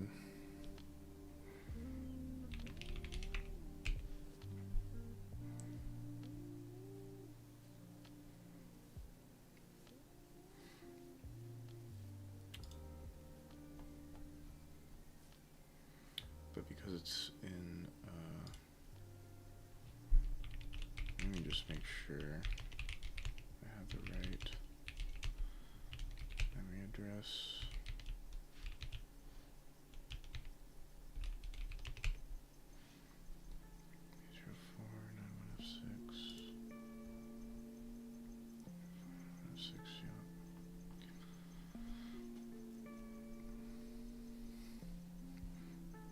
I wonder if it's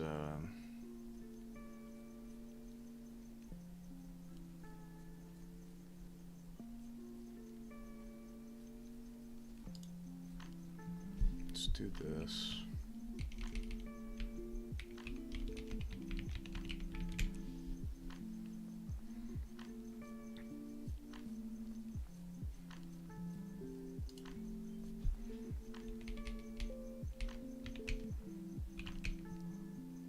Okay, no, it's still seg faulted.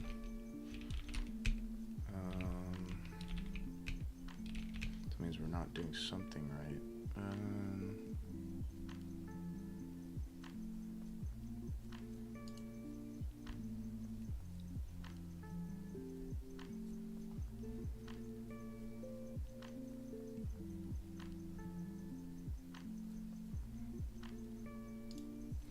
Let's see what it's seg faulted with.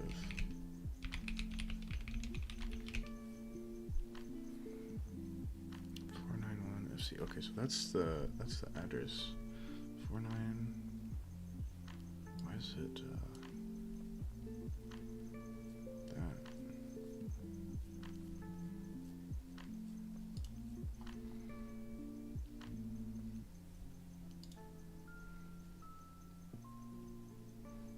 want to see. Ref 6. My bad. I want to 6 4. Okay, weird. Let's try doing 61.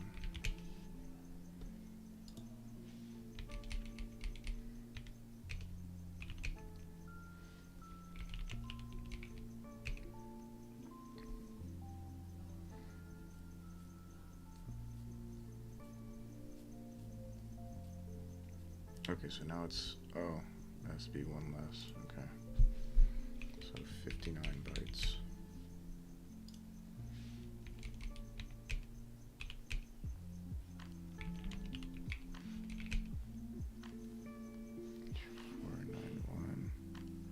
Okay, now it's missing the last thing. 491 F6.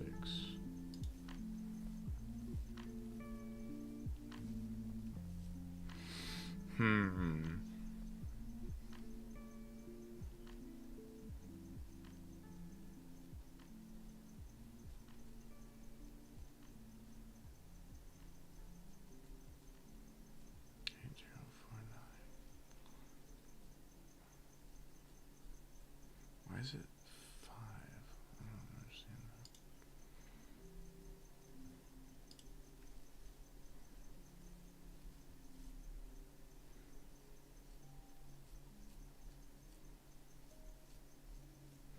Well, we saw that it only took 3 characters. 1, 2, 3. So we may not be able to do it with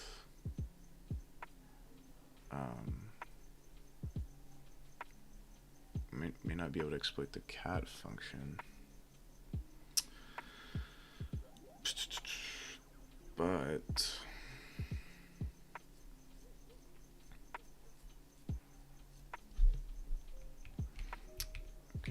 curiosity.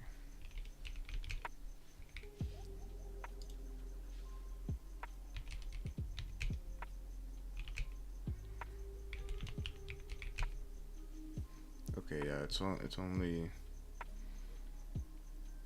no bytes. It can only take 3 characters.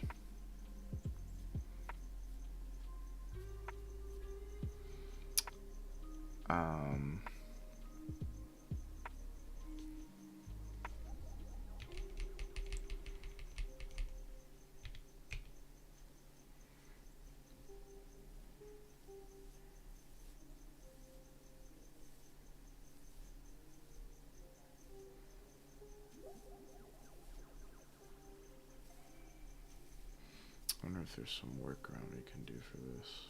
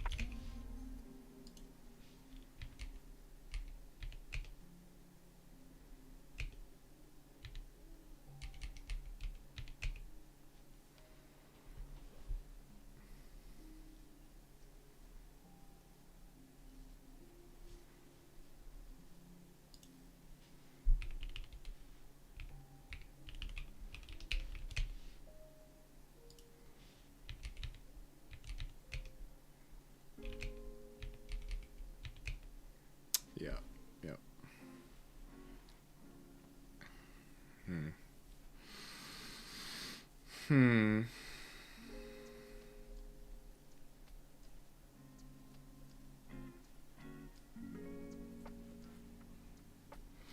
Okay, well, I will be right back. We're probably gonna have to do the reverse. Probably gonna have to do it with making the dog, deleting it, and then calling speak cat.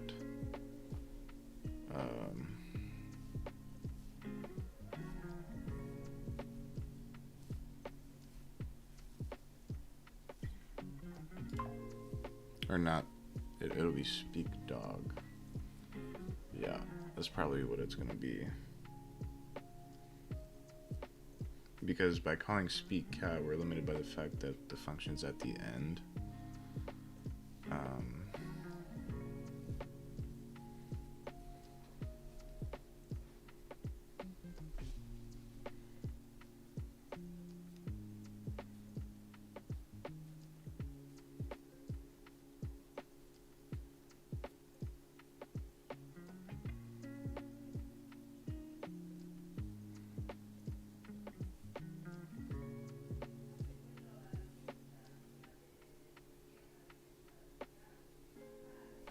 Or what if we do speak dog as the name?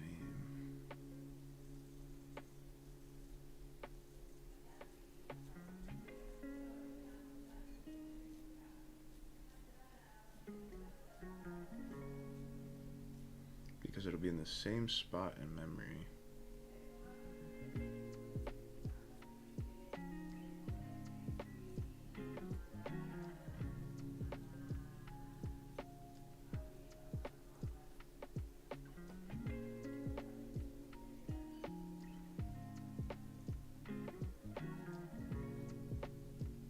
Yeah, that might be the what we have to do.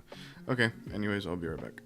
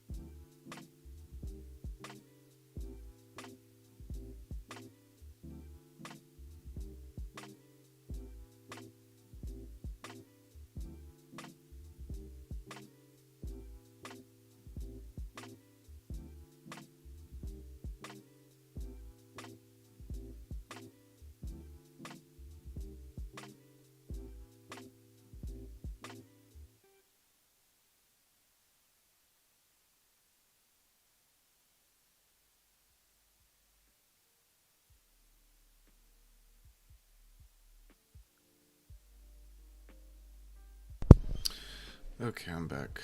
Sorry that took so long.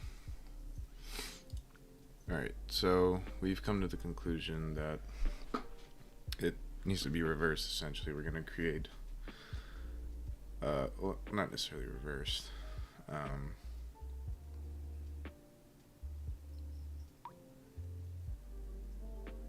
We're going to create a new dog. Okay, so we're going to create a new cat, have the function address be a part of its name. Then we're going to delete cat, create new dog, then we're going to call speak dog. And that should work. Okay. So let's do that.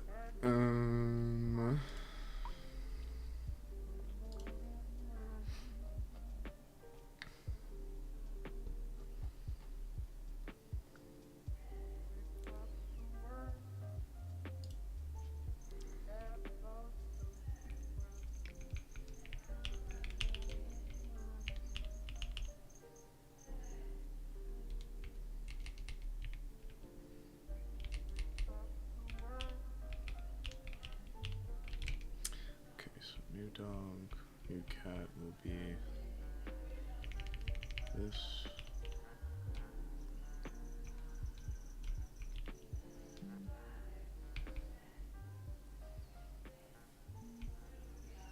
Then everything else should be the same. Okay, so new cat.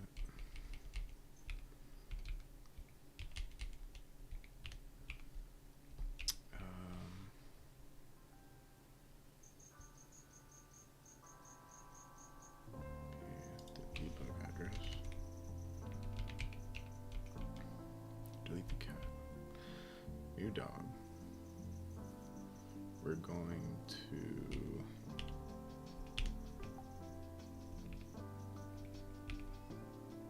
you can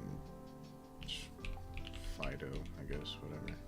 Doesn't have to be a thing that we're gonna call speak dog, right?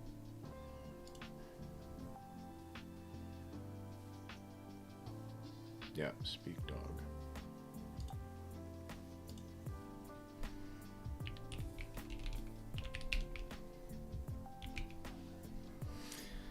Okay, let's see if this works.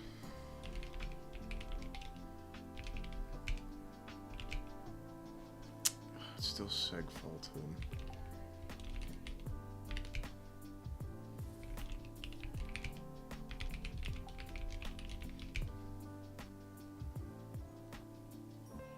Segfault at 9C, 9D.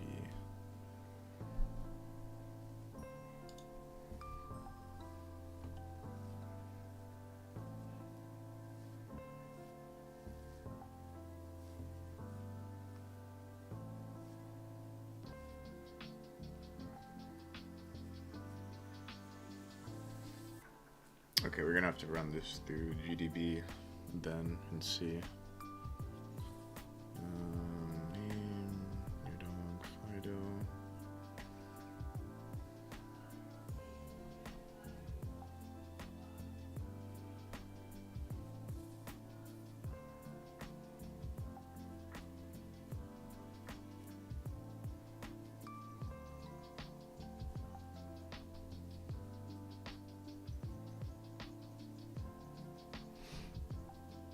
Okay, yeah, let's do the reverse and see what happens.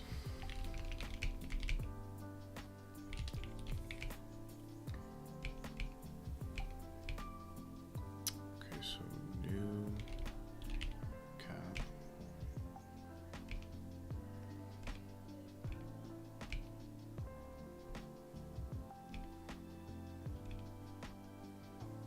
And let's just make this.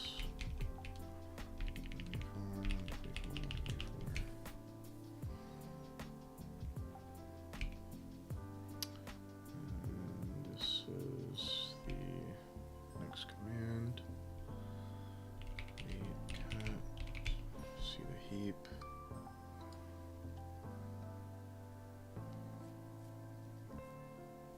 Okay, That's the function right there.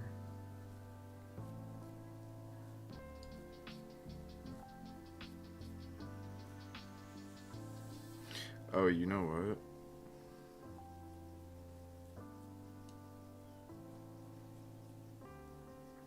Because the...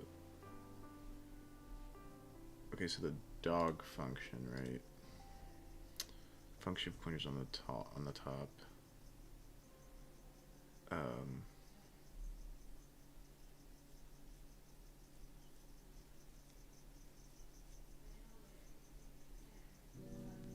So it probably overwrites it with that. So instead, if we do new dog,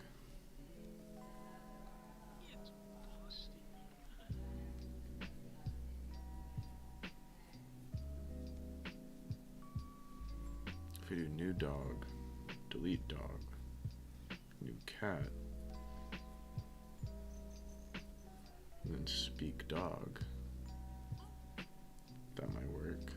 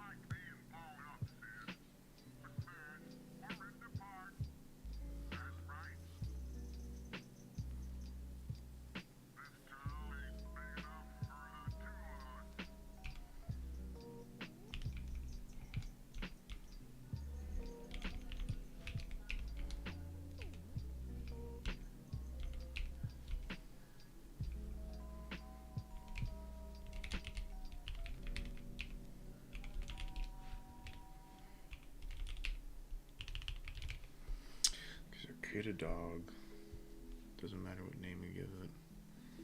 Then we delete it, a new cat, give the debug address, it overwrites that, delete the cat, and then we do speak dog, maybe that will work.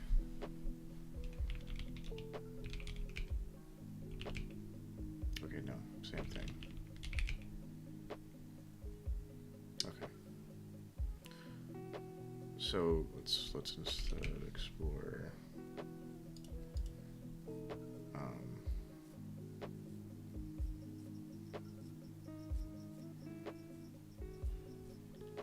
see what happens when we mess with that.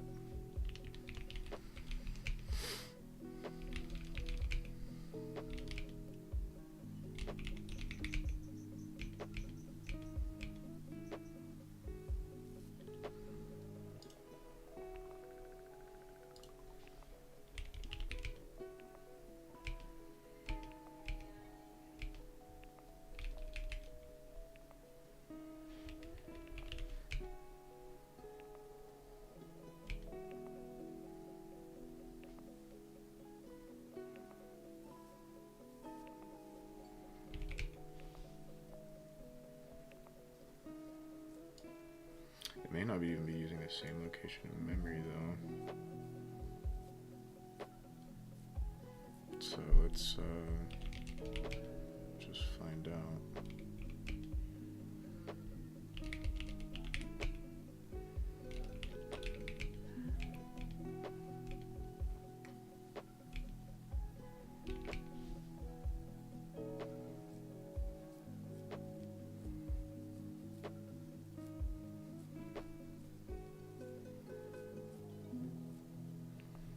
Find out what happens when we do new cat.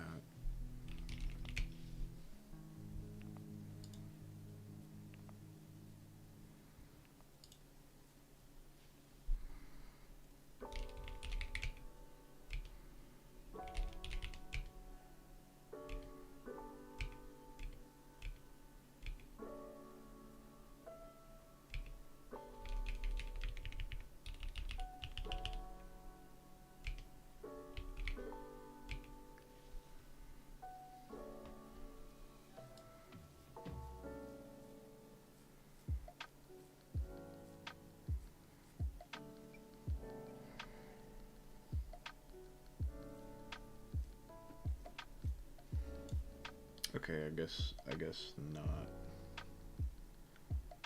Um,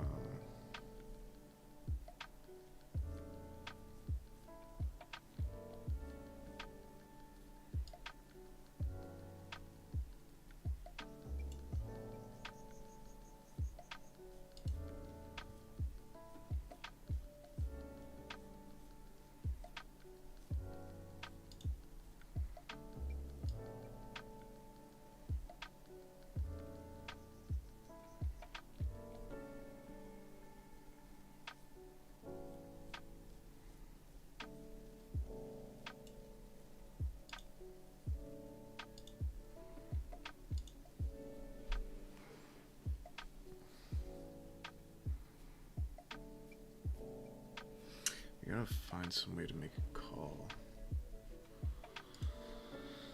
Let's see.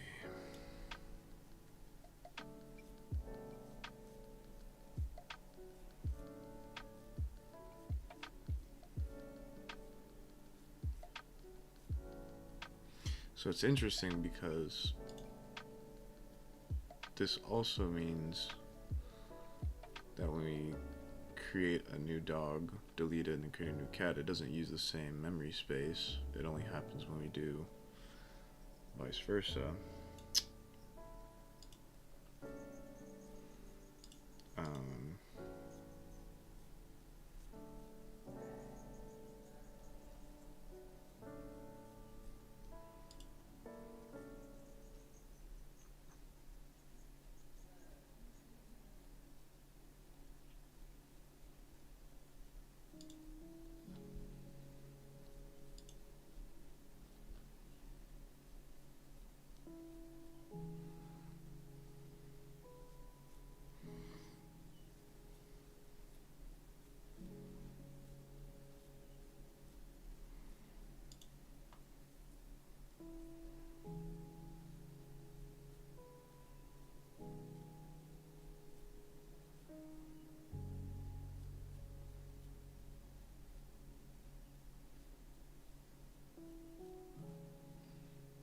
Or wait.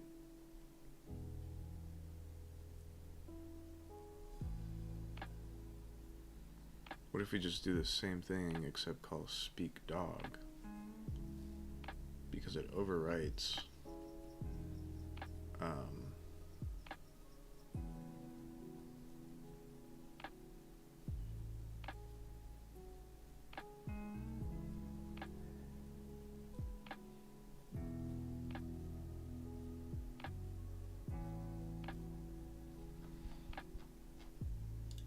okay, hold on. So we found out theory was wrong about the dog function.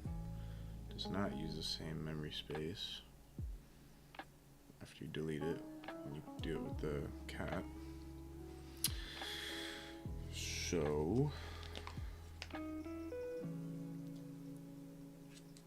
we know that the exploit is for sure gonna have to be with the way we were doing it before. We were just doing it wrong.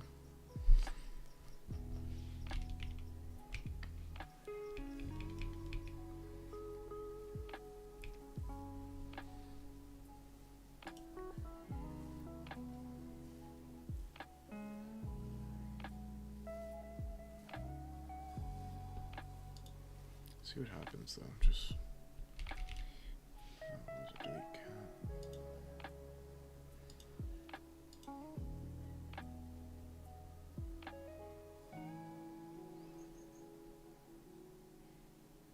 What if we don't?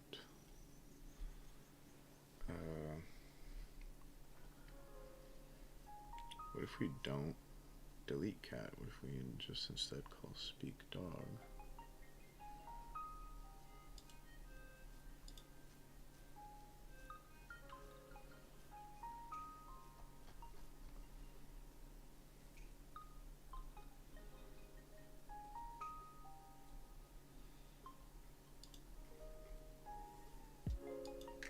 Could try that.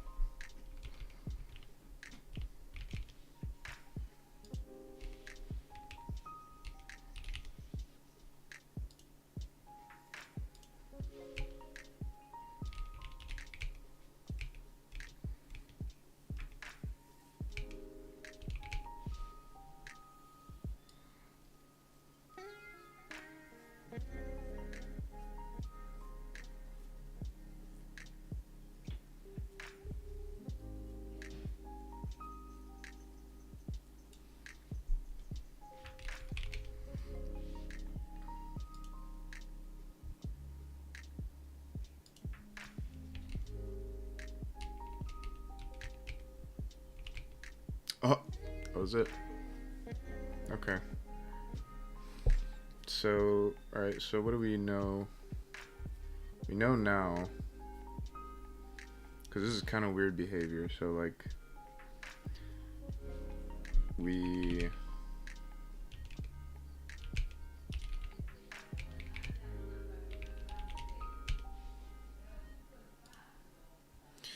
create a new dog, we delete it, but the pointer doesn't get removed, right? And then we create a cat structure with the debug address, and then we call speak dog, and it acts as if it's but my question is why is it pointing to the cat structure?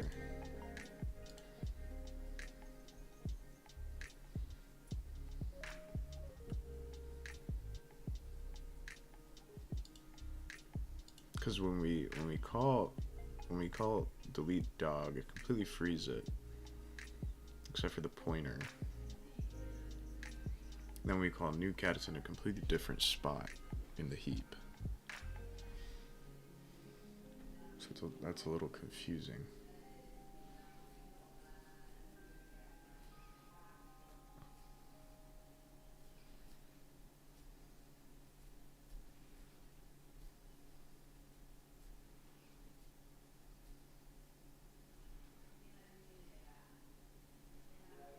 It was very confusing.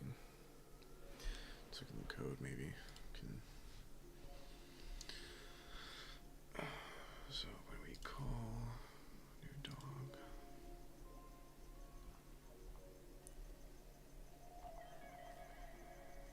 allocates in memory, get the name. If dog speak does not exist, it sets it.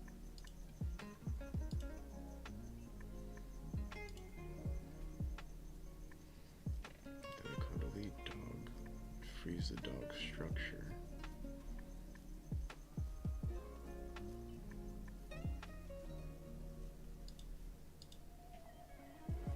We call new cat.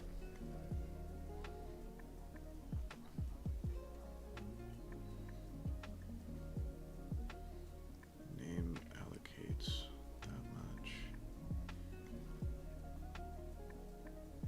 Cat speak doesn't exist. To cat speak.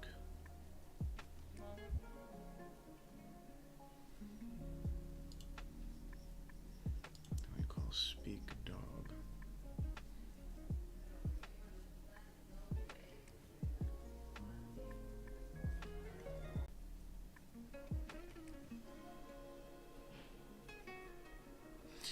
Okay, so we called dog speak. We freed dog. But I guess the pointer was still there. Then we call dog speak. The function pointer still exists.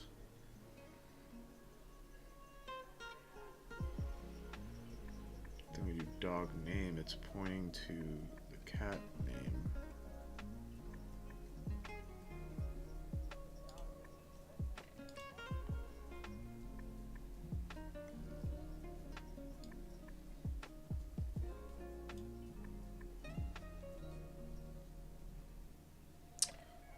That is so interesting.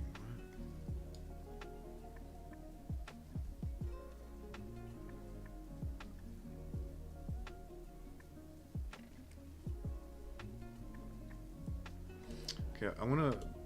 Okay, you know what? Let's go ahead and get the flag, but I want to analyze this a little further because this is really interesting to me.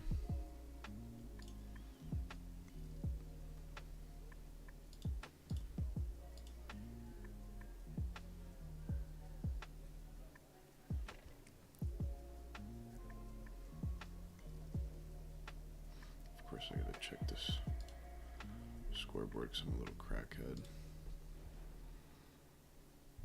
Okay, so let's do that, copy that.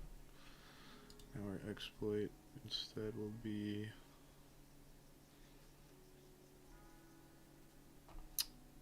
remote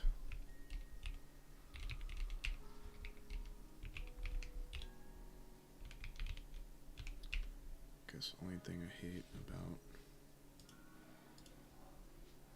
text editor bindings. So when you delete something, it copies it to the actual clipboard. 1340.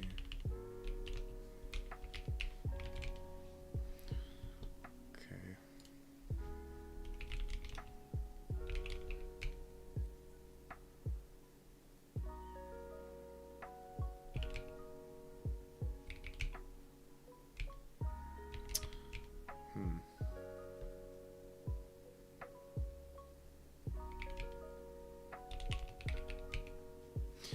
Okay, I need to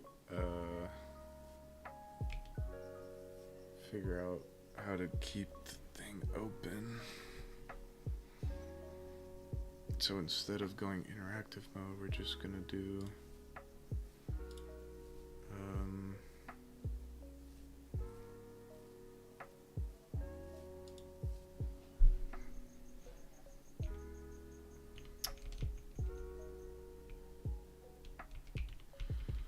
have a get flag function.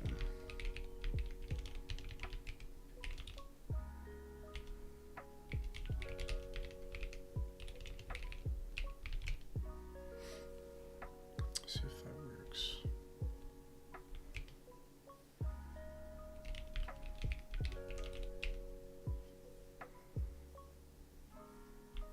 And then go interactive after that.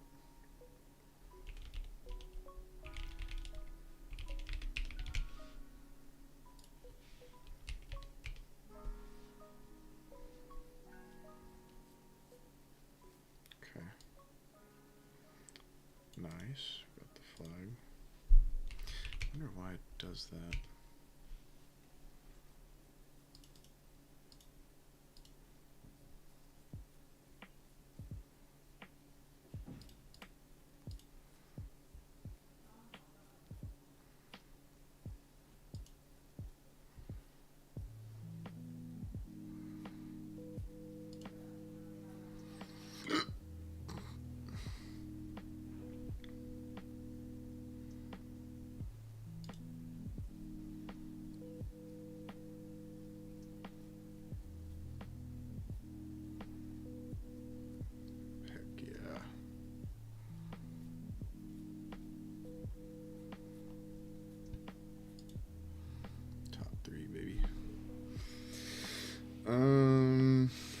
That's something else I gotta look into, is a way to keep the stream open so it doesn't just exit prematurely like that. But okay, we got the flag. Now let's explore a bit.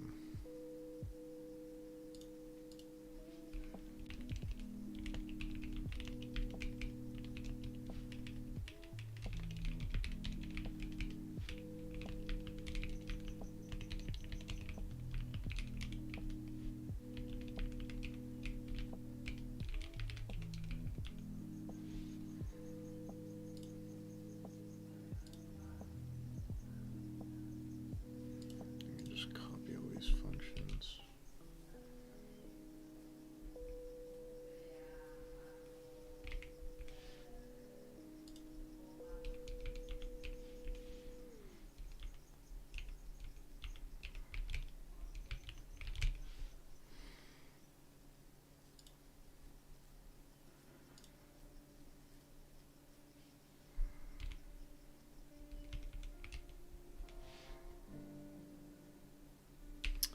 Or no, let's Instead of interacting with the process, let's just generate payload.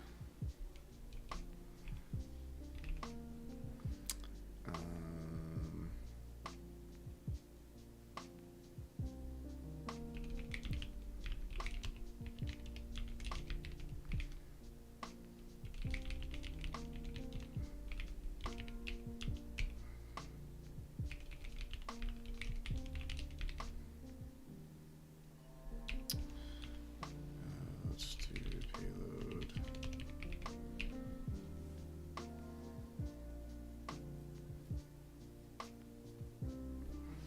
So first thing we do,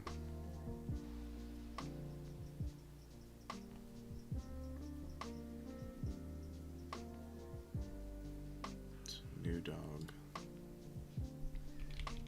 the new line.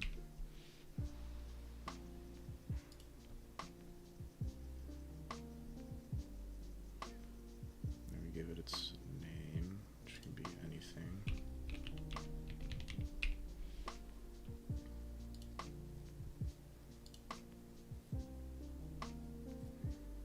We do delete dog.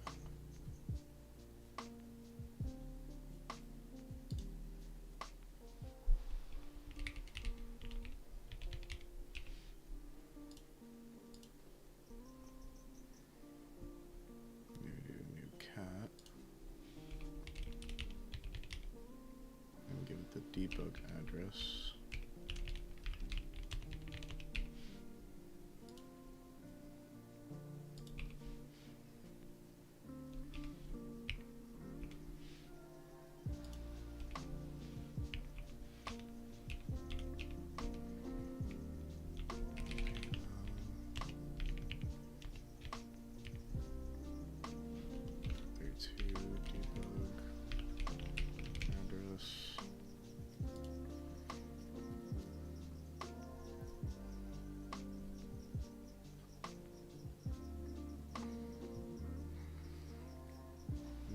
Call speak dog.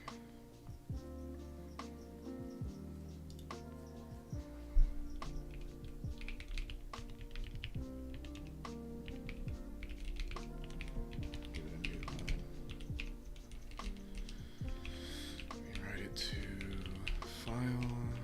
Close the file. Okay, now we can generate a payload. Examine the payload.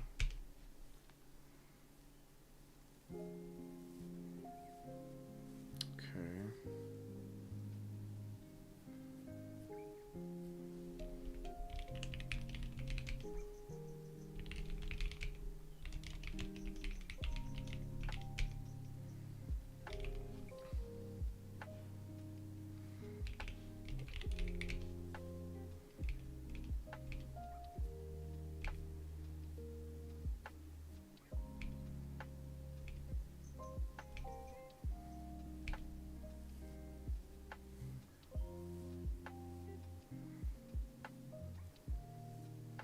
At this point, let's look at the memory. Has the function first, and then the name after, and nothing else in the heap.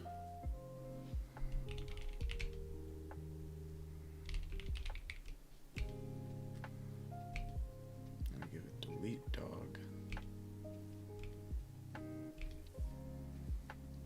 And freeze it.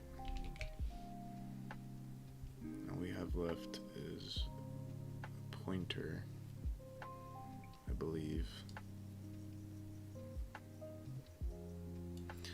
However, there's also this 804D1A0D1A0.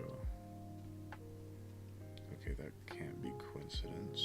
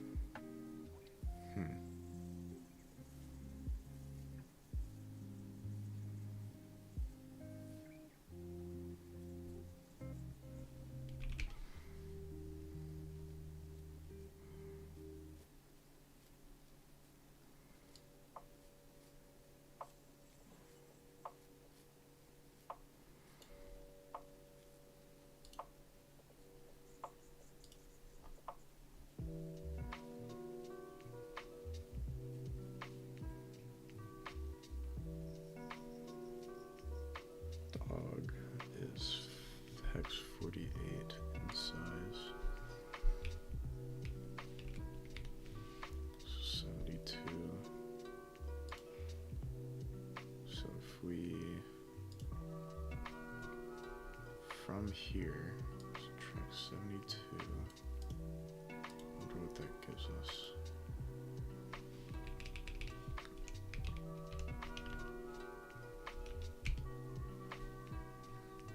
H for D158.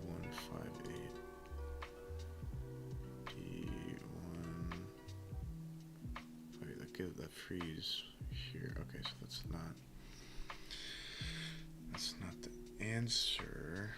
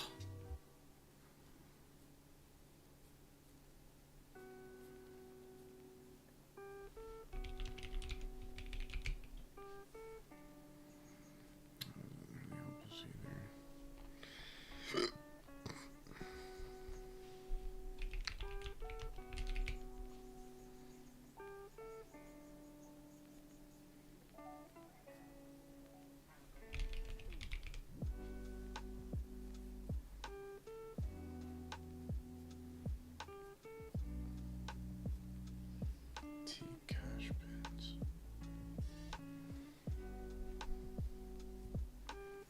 Uniform D1A0, that's the address we saw. Why is there something pointing to it right there?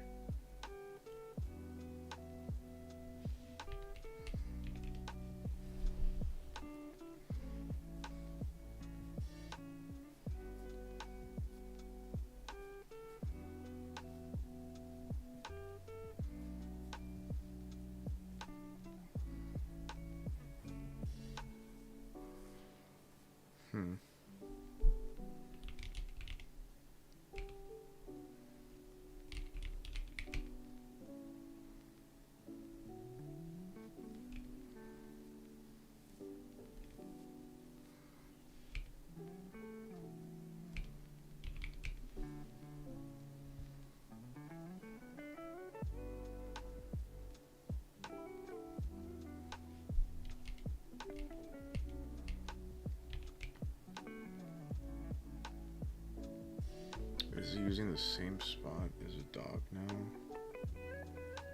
That's what it looks like.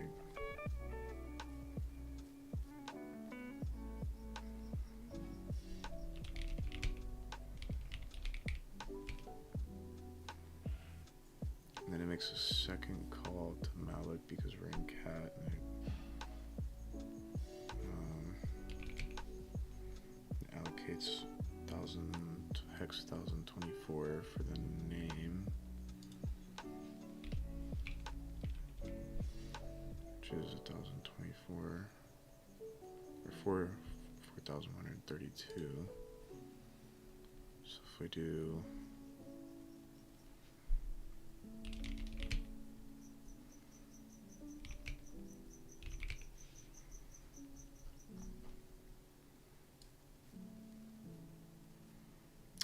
I see now. Okay, so it does actually use the location, the same location, but it allocates that many bytes. Okay. Interesting.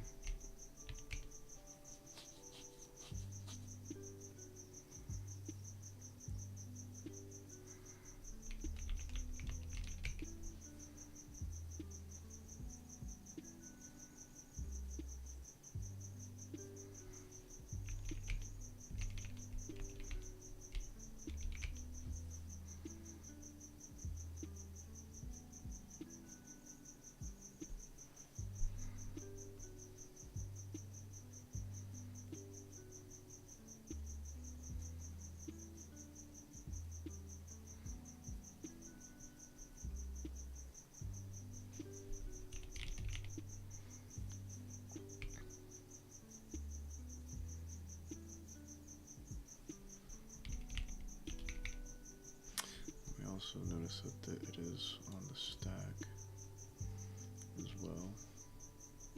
So I guess it's reusing that.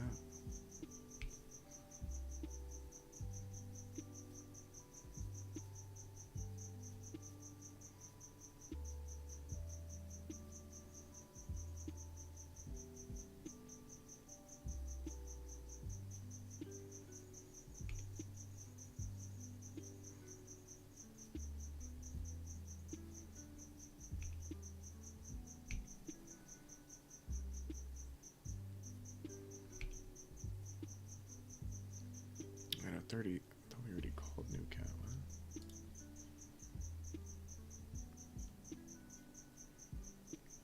Oh, I guess we didn't. Okay.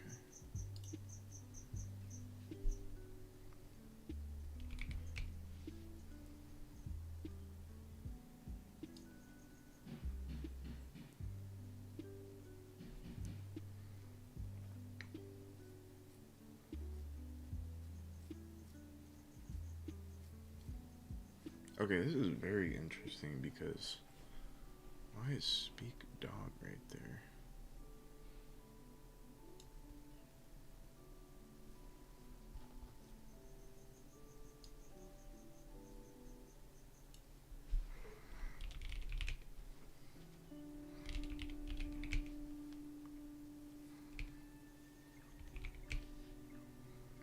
I allocated another.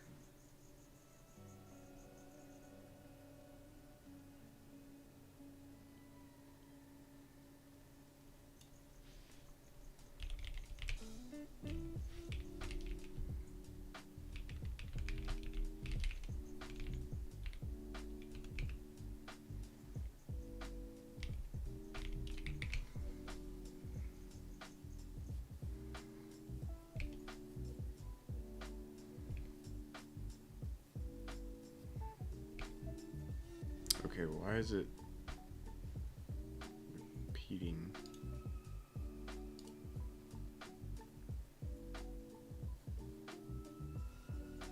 Because I could have sworn we did new cat already.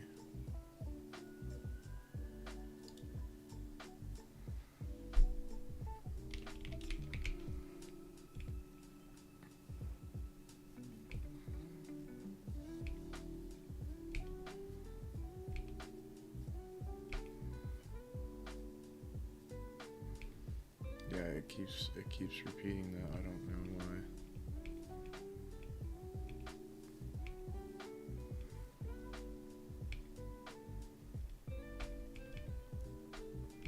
Okay.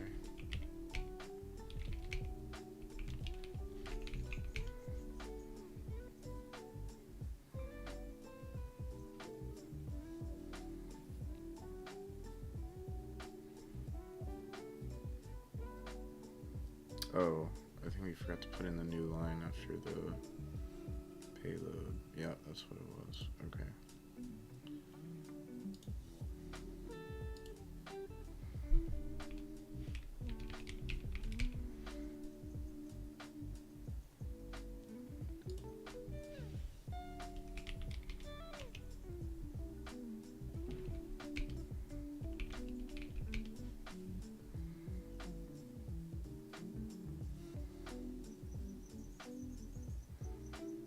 Okay, so now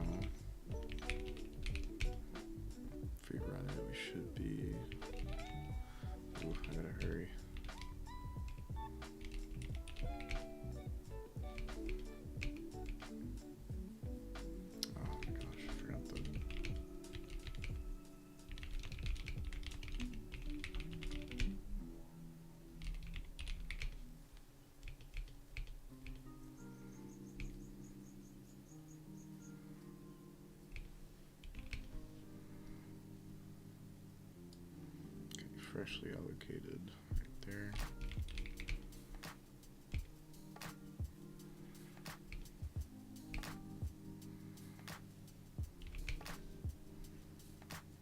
FIDO.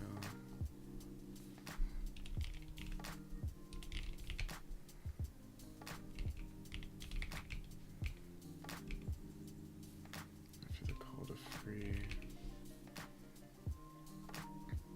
Then we have this pointer right here to that structure for some reason.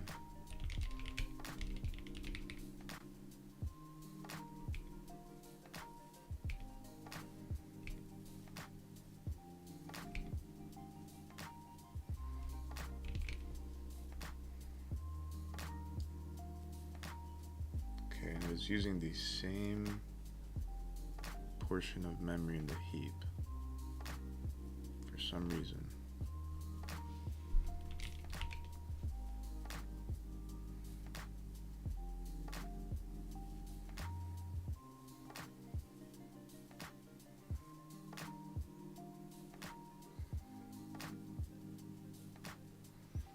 Got cat, that name, that's our address. Interesting.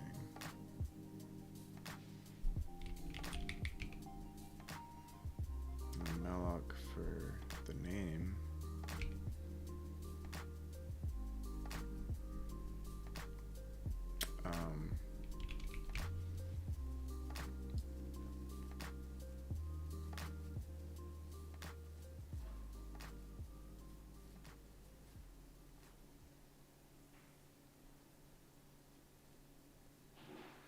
Okay.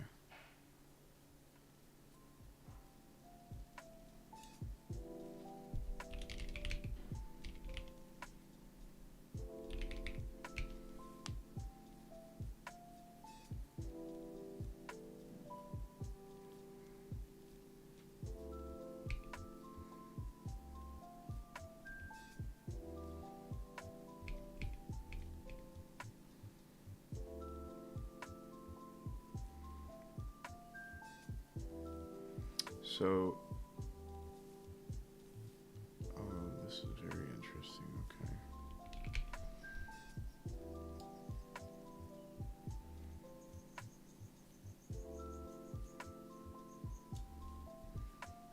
What was our debug address? I'm gonna see.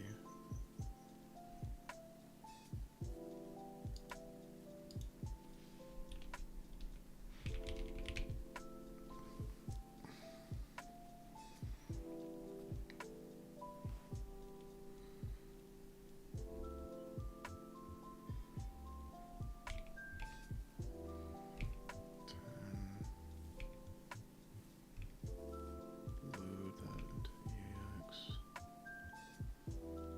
Okay, so I guess it's because of the behavior of the heap in this runtime that if you don't free it properly, it'll reuse that same space.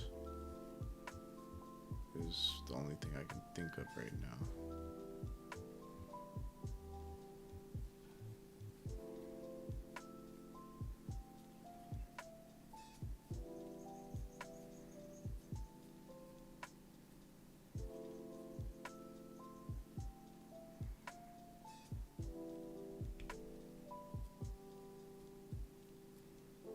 And that's the argument to the function. And speak dog.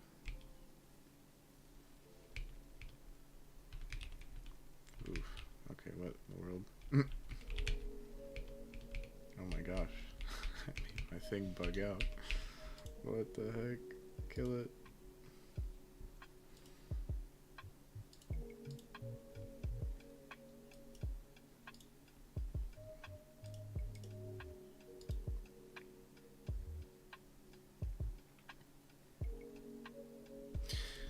Okay, well, I guess, I mean, for now, the conclusion will be that's just the behavior of the heap, right?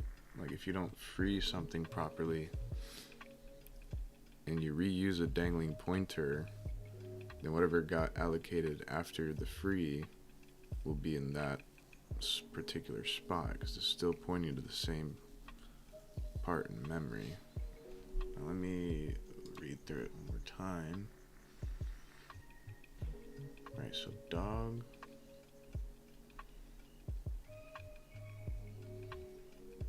And this is, oh, that might be another reason too. These are global. They're declared globally. So then dog, cat. If you free dog.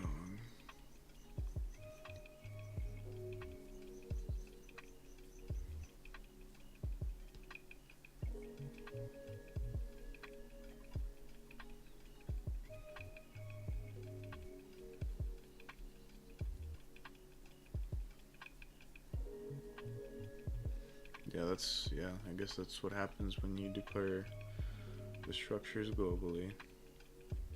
And then in the main function, you assign them, or you allocate memory to those structures, you free it, and then you allocate it again, and that's what happens. So, but anywho, we got the flag. And yeah, I might be on later. We're gonna tackle the last two challenges in the next coming days. But yeah, that was really nice. That was really interesting. Found out a lot about how memory is allocated, I guess, whenever you for that specific scenario. That was pretty cool. But yeah, thanks for watching, and I'll see you guys later.